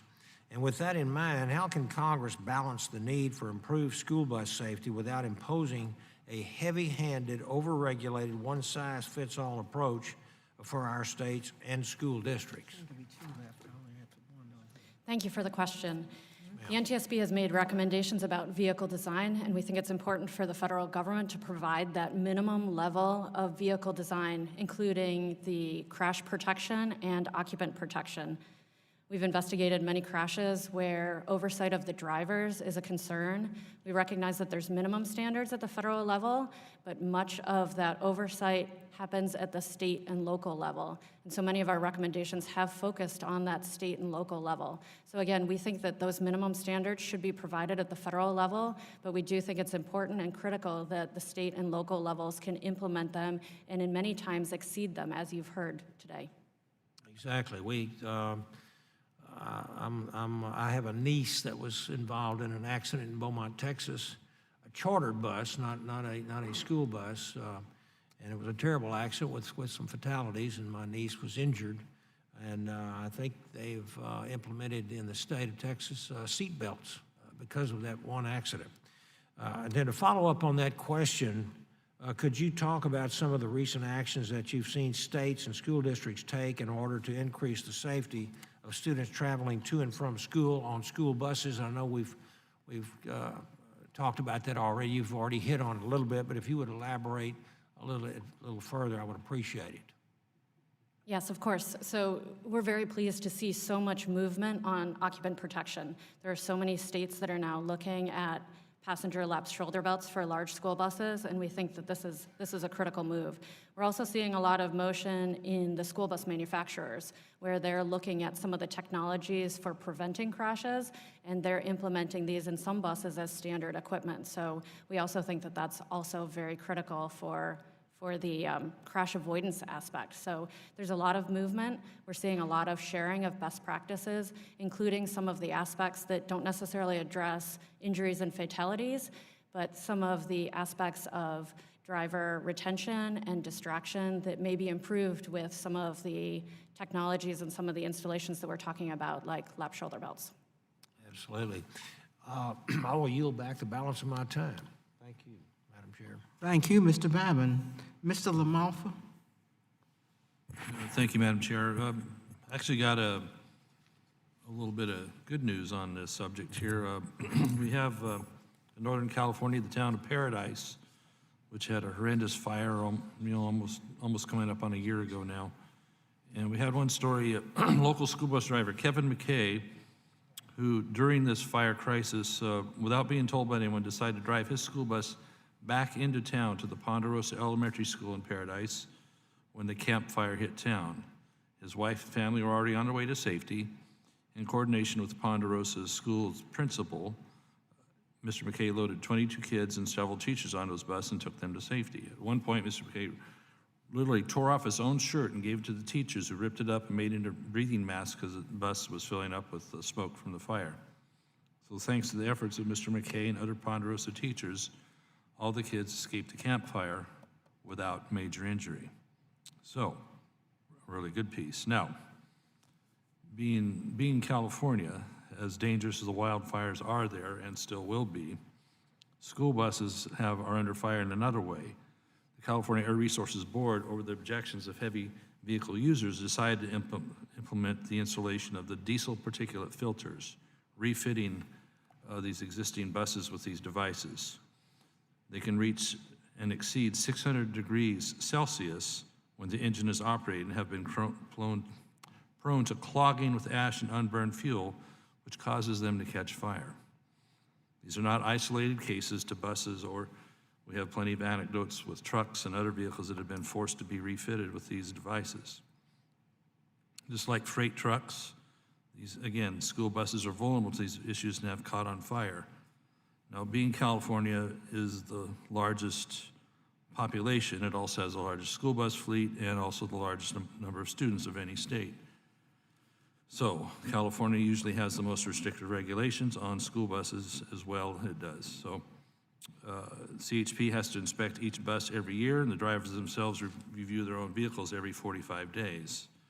So despite these regs, these buses still catch on fire because the diesel particulate filter that was required was not suitable to be used. That technology hadn't caught up to what was the requirement on these buses.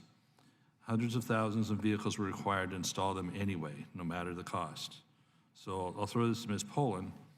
The federal government does set a pretty low bar for school buses and typically allows states to increase those standards as they see fit. Are you aware of any intervention the federal government has made when states are endangering students and implementing standards that are causing school buses to catch fire? Our experiences with the school bus fires are not related to the issue that you're bringing up, but some of the countermeasures that we've recommended may You have not also heard be- of any case of trucks or buses that have been refitted with these filter systems of catching fire? So our Oakland, Iowa crash that we just made public recently had a school bus fire, but in that case, the engine compartment caught on fire from overheating of the turbocharger. Of course, in that case, I also mentioned that there was an incomplete firewall that allowed the smoke and fumes and Well, fire. that's one case there. No, a turbo that has, a turbo that was coming apart or lost a bearing or whatever, that could be something that would happen. But we're talking about the diesel particulate filters that have been forced to be refitted to many buses and trucks and lots of equipment in California and maybe other states that have joined in that. So is there any kind of protection from the federal government over a regulation that is causing fires simply by the fitting of this equipment?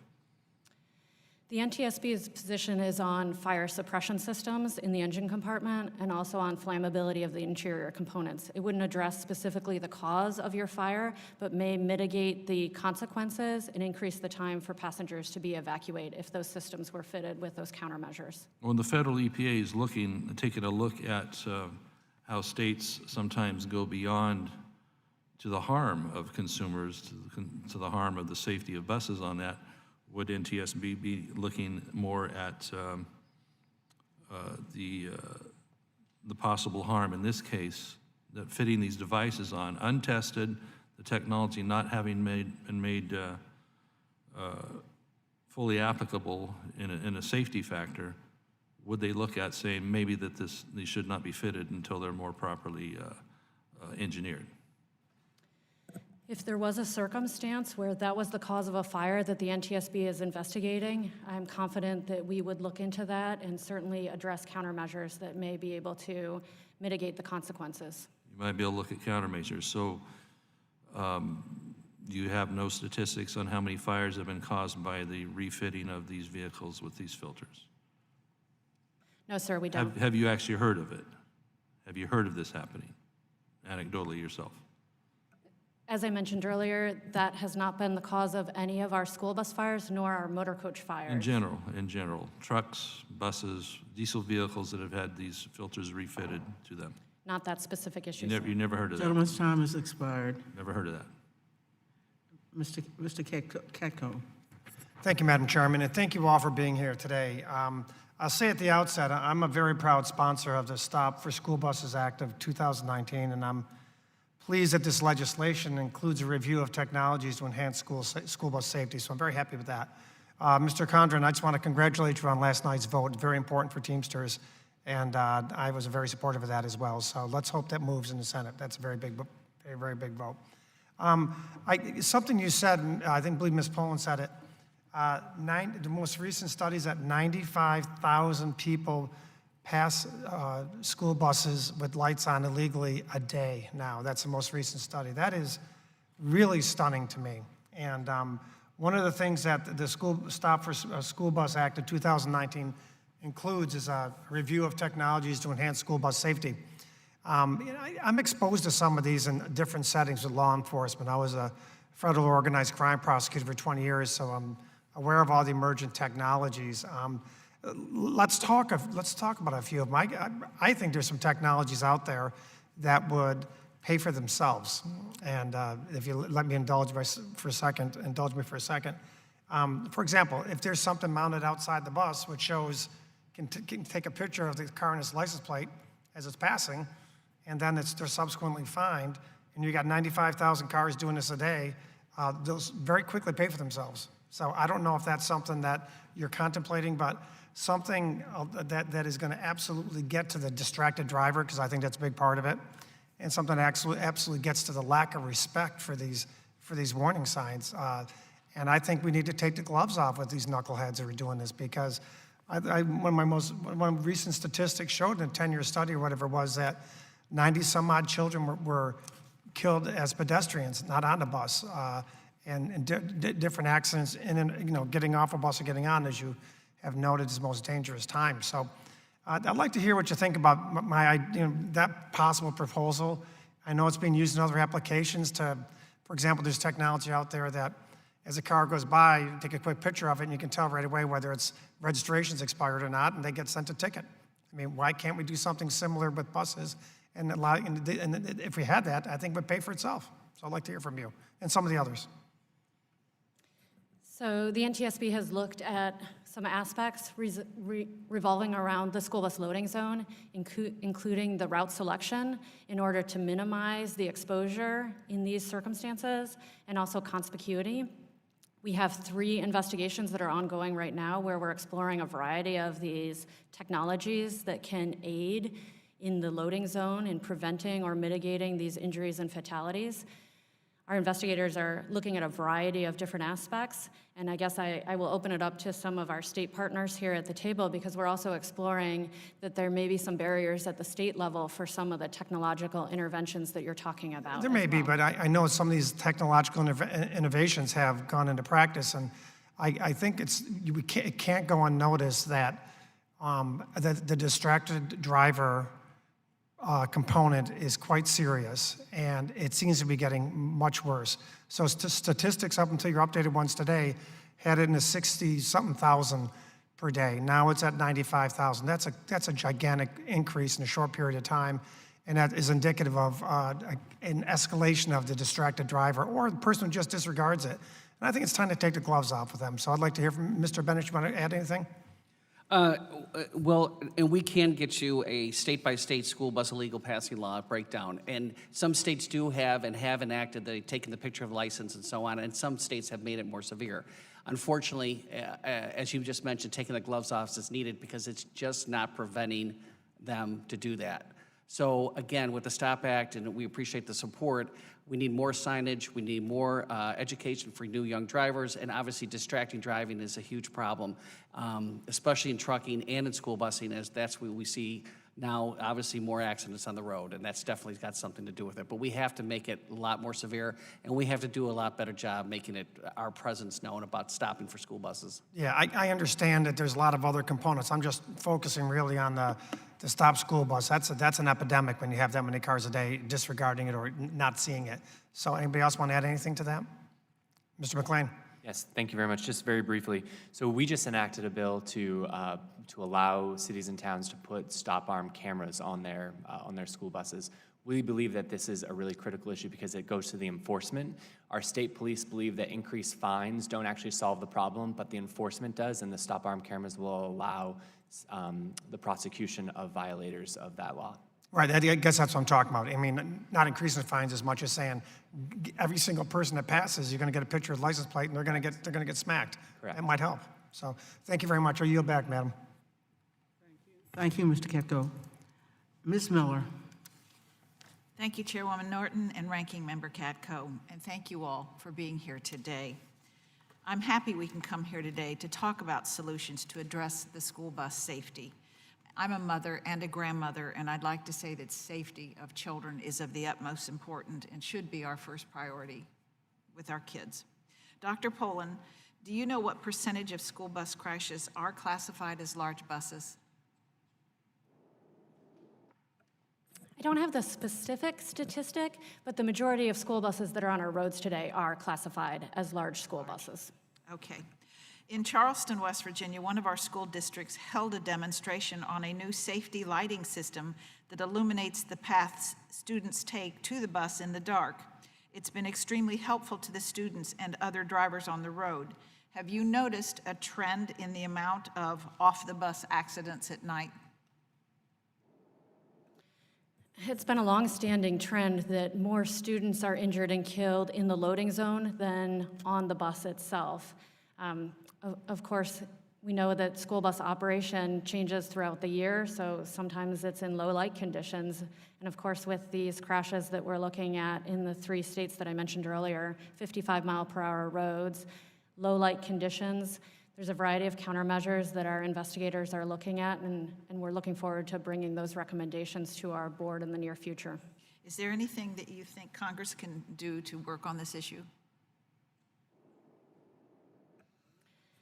I think there's a variety of aspects, and certainly having this hearing is one of them, because our state partners have a variety of countermeasures that they're already implementing, and so we're looking to those successful cases when we're investigating these types of crashes to see what the best practices are and what are proven technologies to be able to reduce the injuries and fatalities in the school bus loading zone. Have a more consistent view. In 2010, I was in our state legislature, and a grandmother came to me and my office mate. Her 6-year-old granddaughter had been killed, run over, getting off a school bus. And of course, she was heartbroken. And it took us quite a while to get legislation through to at least double the fines. And it's been an ongoing thing to try and change the laws as they go. But the heartache, and I mean, we've developed quite a strong relationship with this grandmother through it all, and the little girl would be turning 16 now. It just breaks your heart. And I know one of the biggest problems that we have in school bus safety is the people who are ignoring the school bus unloading stop lights. Currently, Indiana has taken measures to address the placement of school buses that are operated on a U.S. route or state route. From my understanding, the driver may not load or unload a student at a location that requires the student to cross a roadway unless no other safe alternatives are available. Have you all seen other states take steps to improve unloading safety? Any of you all? Mr. McLean?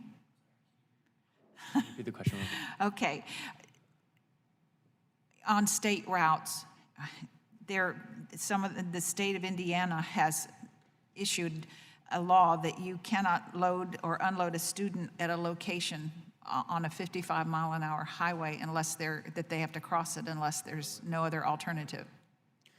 We haven't, I don't know any specific issues around routing. Really, we've been dealing with issues on and around the loading and unloading zone. But never across a highway where they have to cross over. Not that I know of.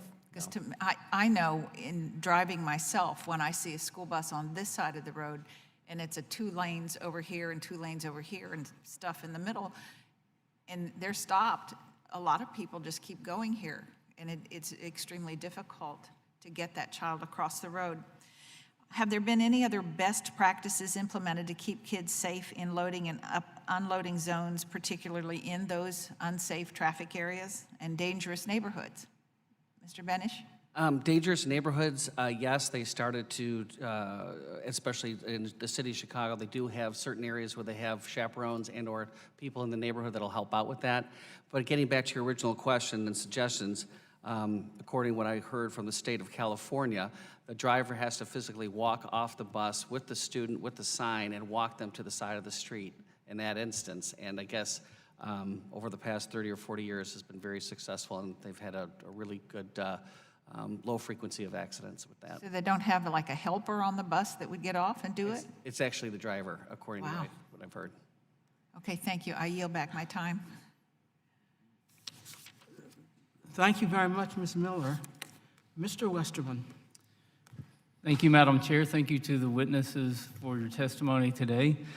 I live in a large rural district back in Arkansas where bus transportation is a big issue.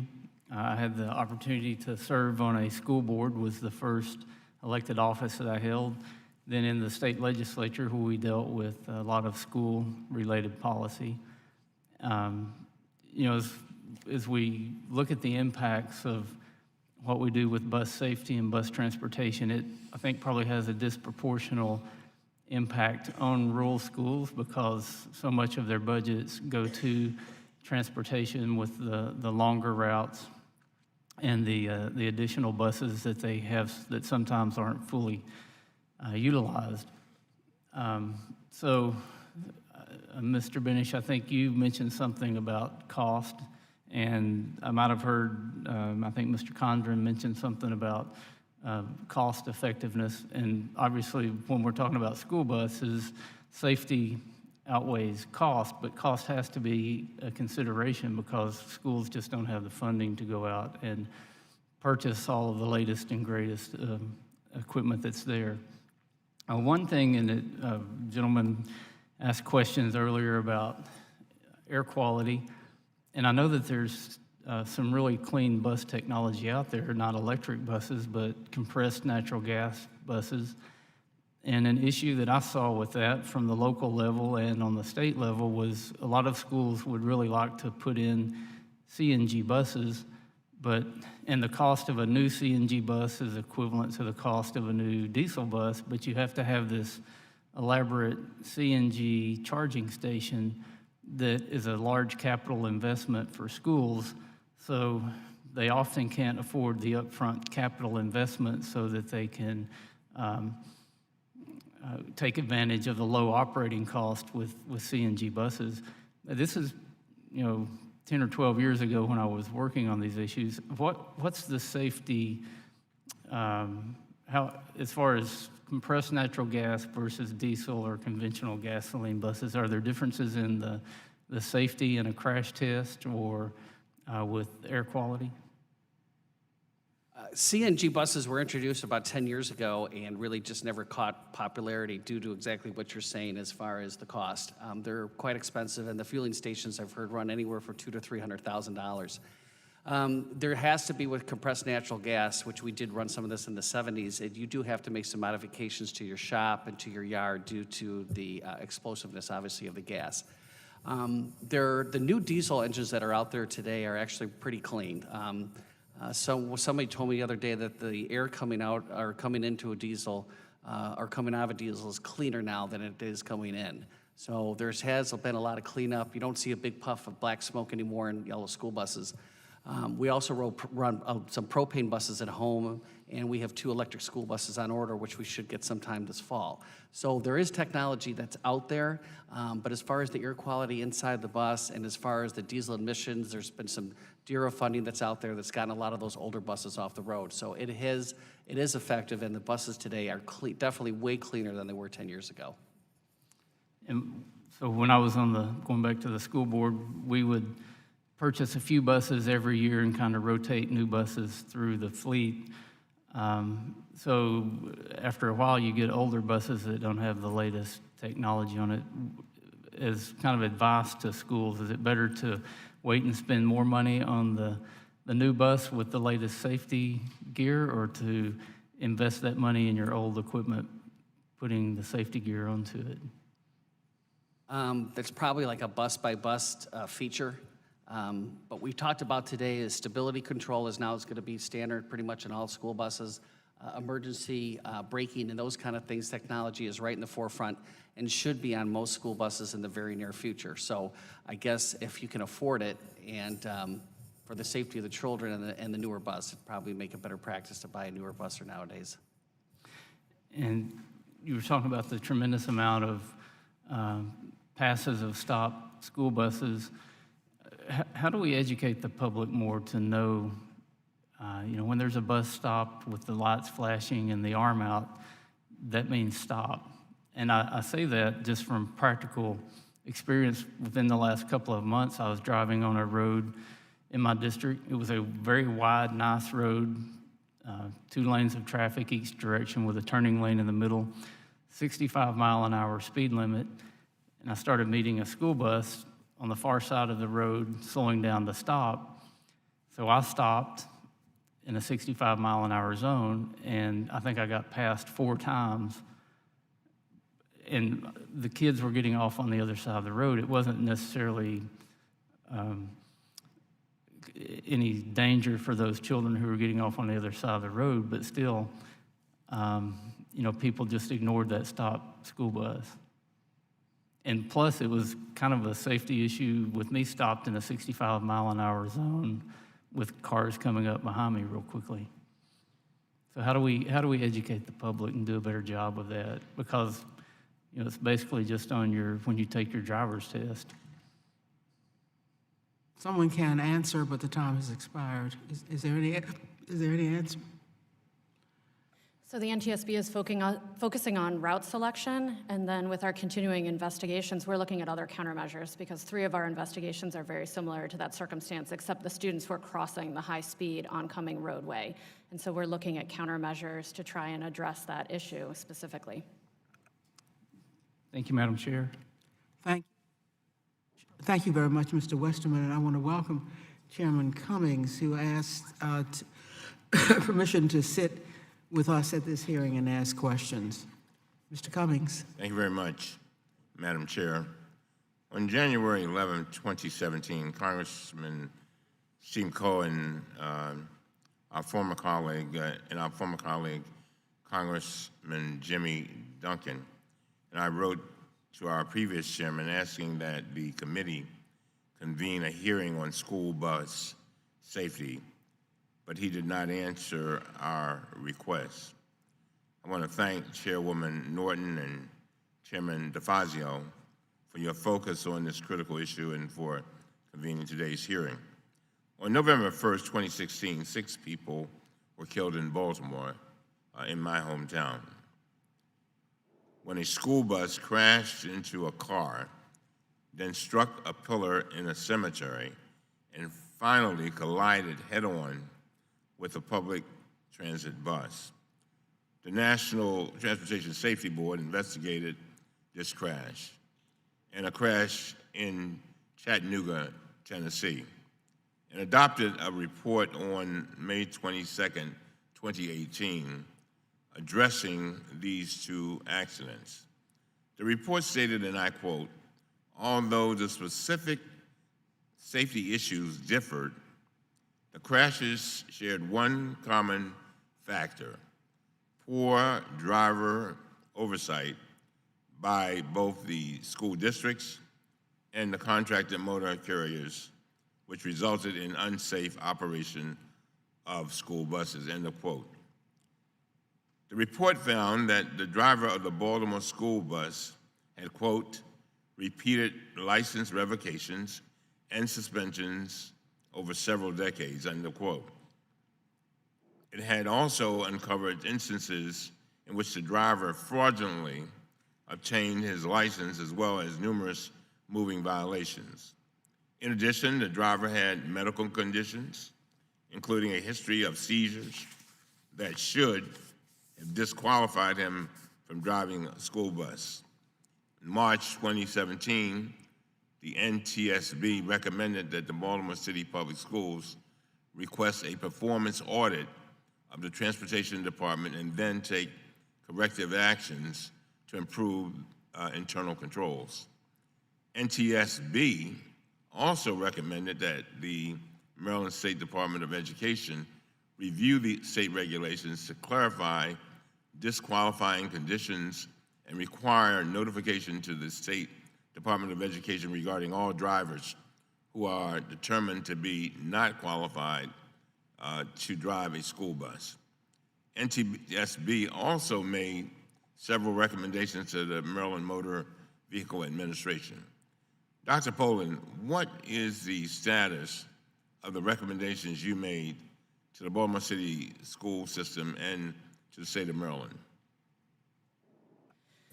So those early and urgent recommendations have certainly been updated. We received correspondence from Baltimore City Public Schools about the performance audit, and based on the correspondence and their actions, we have closed that recommendation with an acceptable action.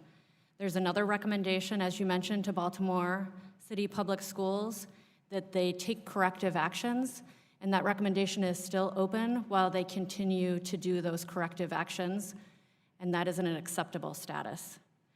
The recommendation to the Maryland State Department of Education addressing the COMAR, the Code of Maryland regulations is in a status of open acceptable response.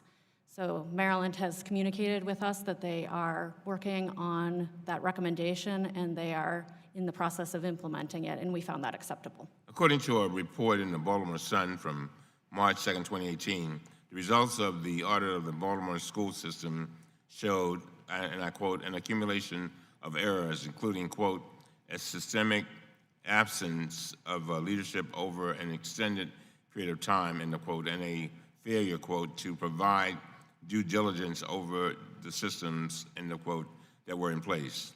Have steps been taken to address these findings and to implement corrective measures that will ensure no more individuals are able to drive school buses with disqualifying conditions in Maryland?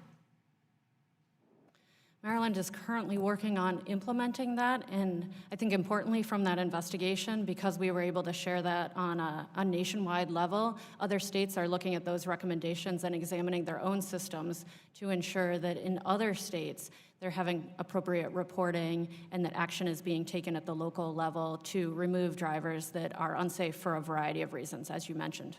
Thank you, Madam Chair. Thank you very much, Mr. Cummings. Appreciate your attending. Are there any further questions from members of the subcommittee? Yes, sir, Ms. LaFalfa. Thank you, Madam Chair. I'd like to just follow up where I left off on the last question. Ms. Poland ran out of time. Have you heard of anecdotes on or instances of vehicles, diesel vehicles being refitted with these filtration systems catching fire because of them? You know, whether it's trucks, buses, farm equipment. I can answer that on my own, but I'd rather hear yours. Sure. So, as I mentioned earlier, our ongoing investigations and our previous investigations do not deal with that specific cause. Now, my background is biomechanical engineering. We have experts at the NTSB that are experts in fire safety and some of these post-crash fires. So we'd be happy to take your question back to see if there are some of our subject matter experts that are more familiar with your question. It may not necessarily deal with crashes per se, but just are you getting that feedback? So, all right. And I'd like to follow up on what Mr. Cummings was talking about as well. You know, we hear a lot of talk about technology coming to save the day here, but it really comes down to there's a human factor of those driving the buses and the people driving the cars.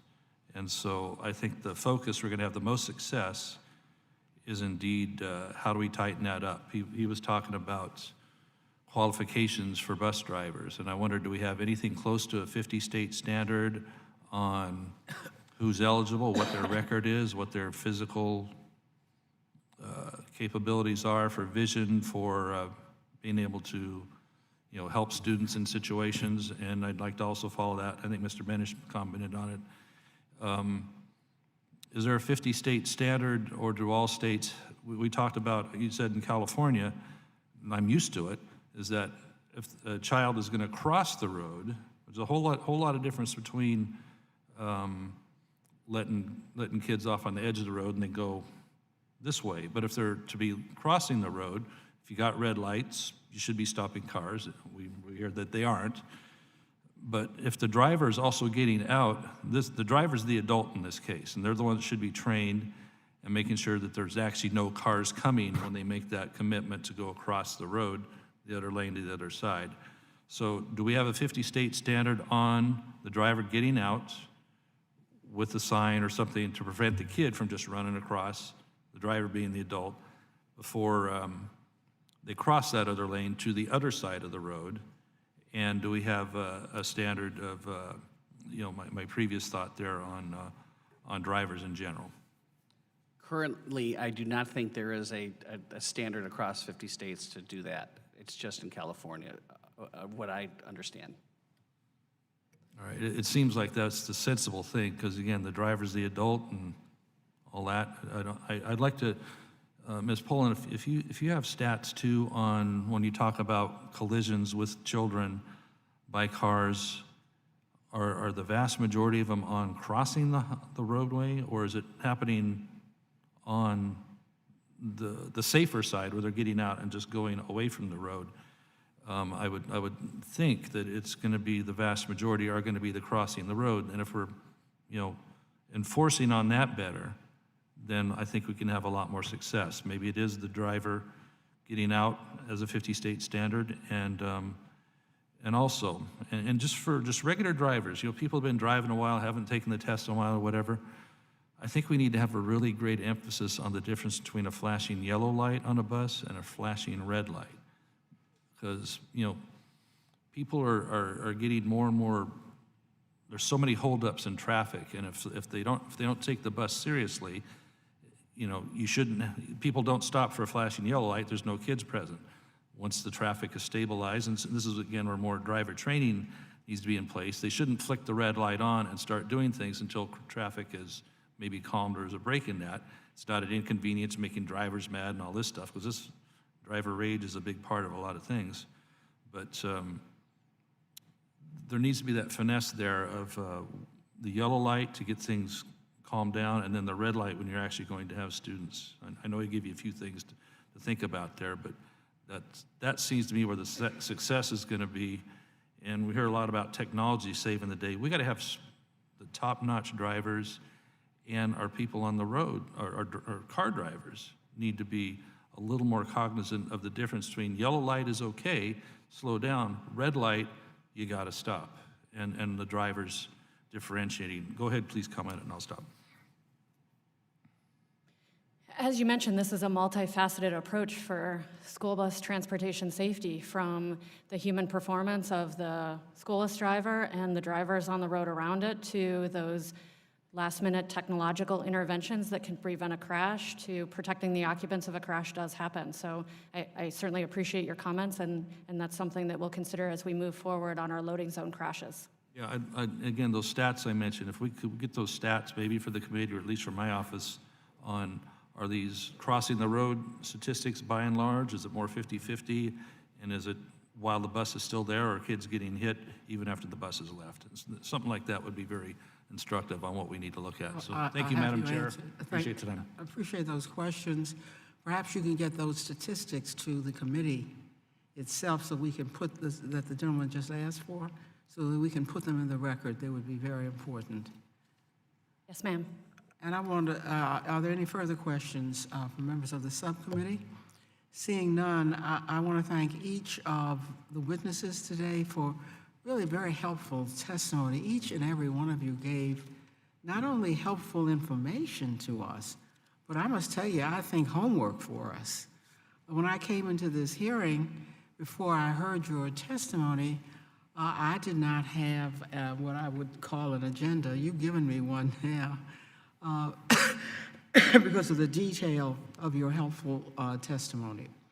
I ask you unanimous consent that the record of today's hearing remain open until such time as our witnesses have provided answers to any questions that may be submitted to them in writing, or that members have already asked and I've asked to be submitted.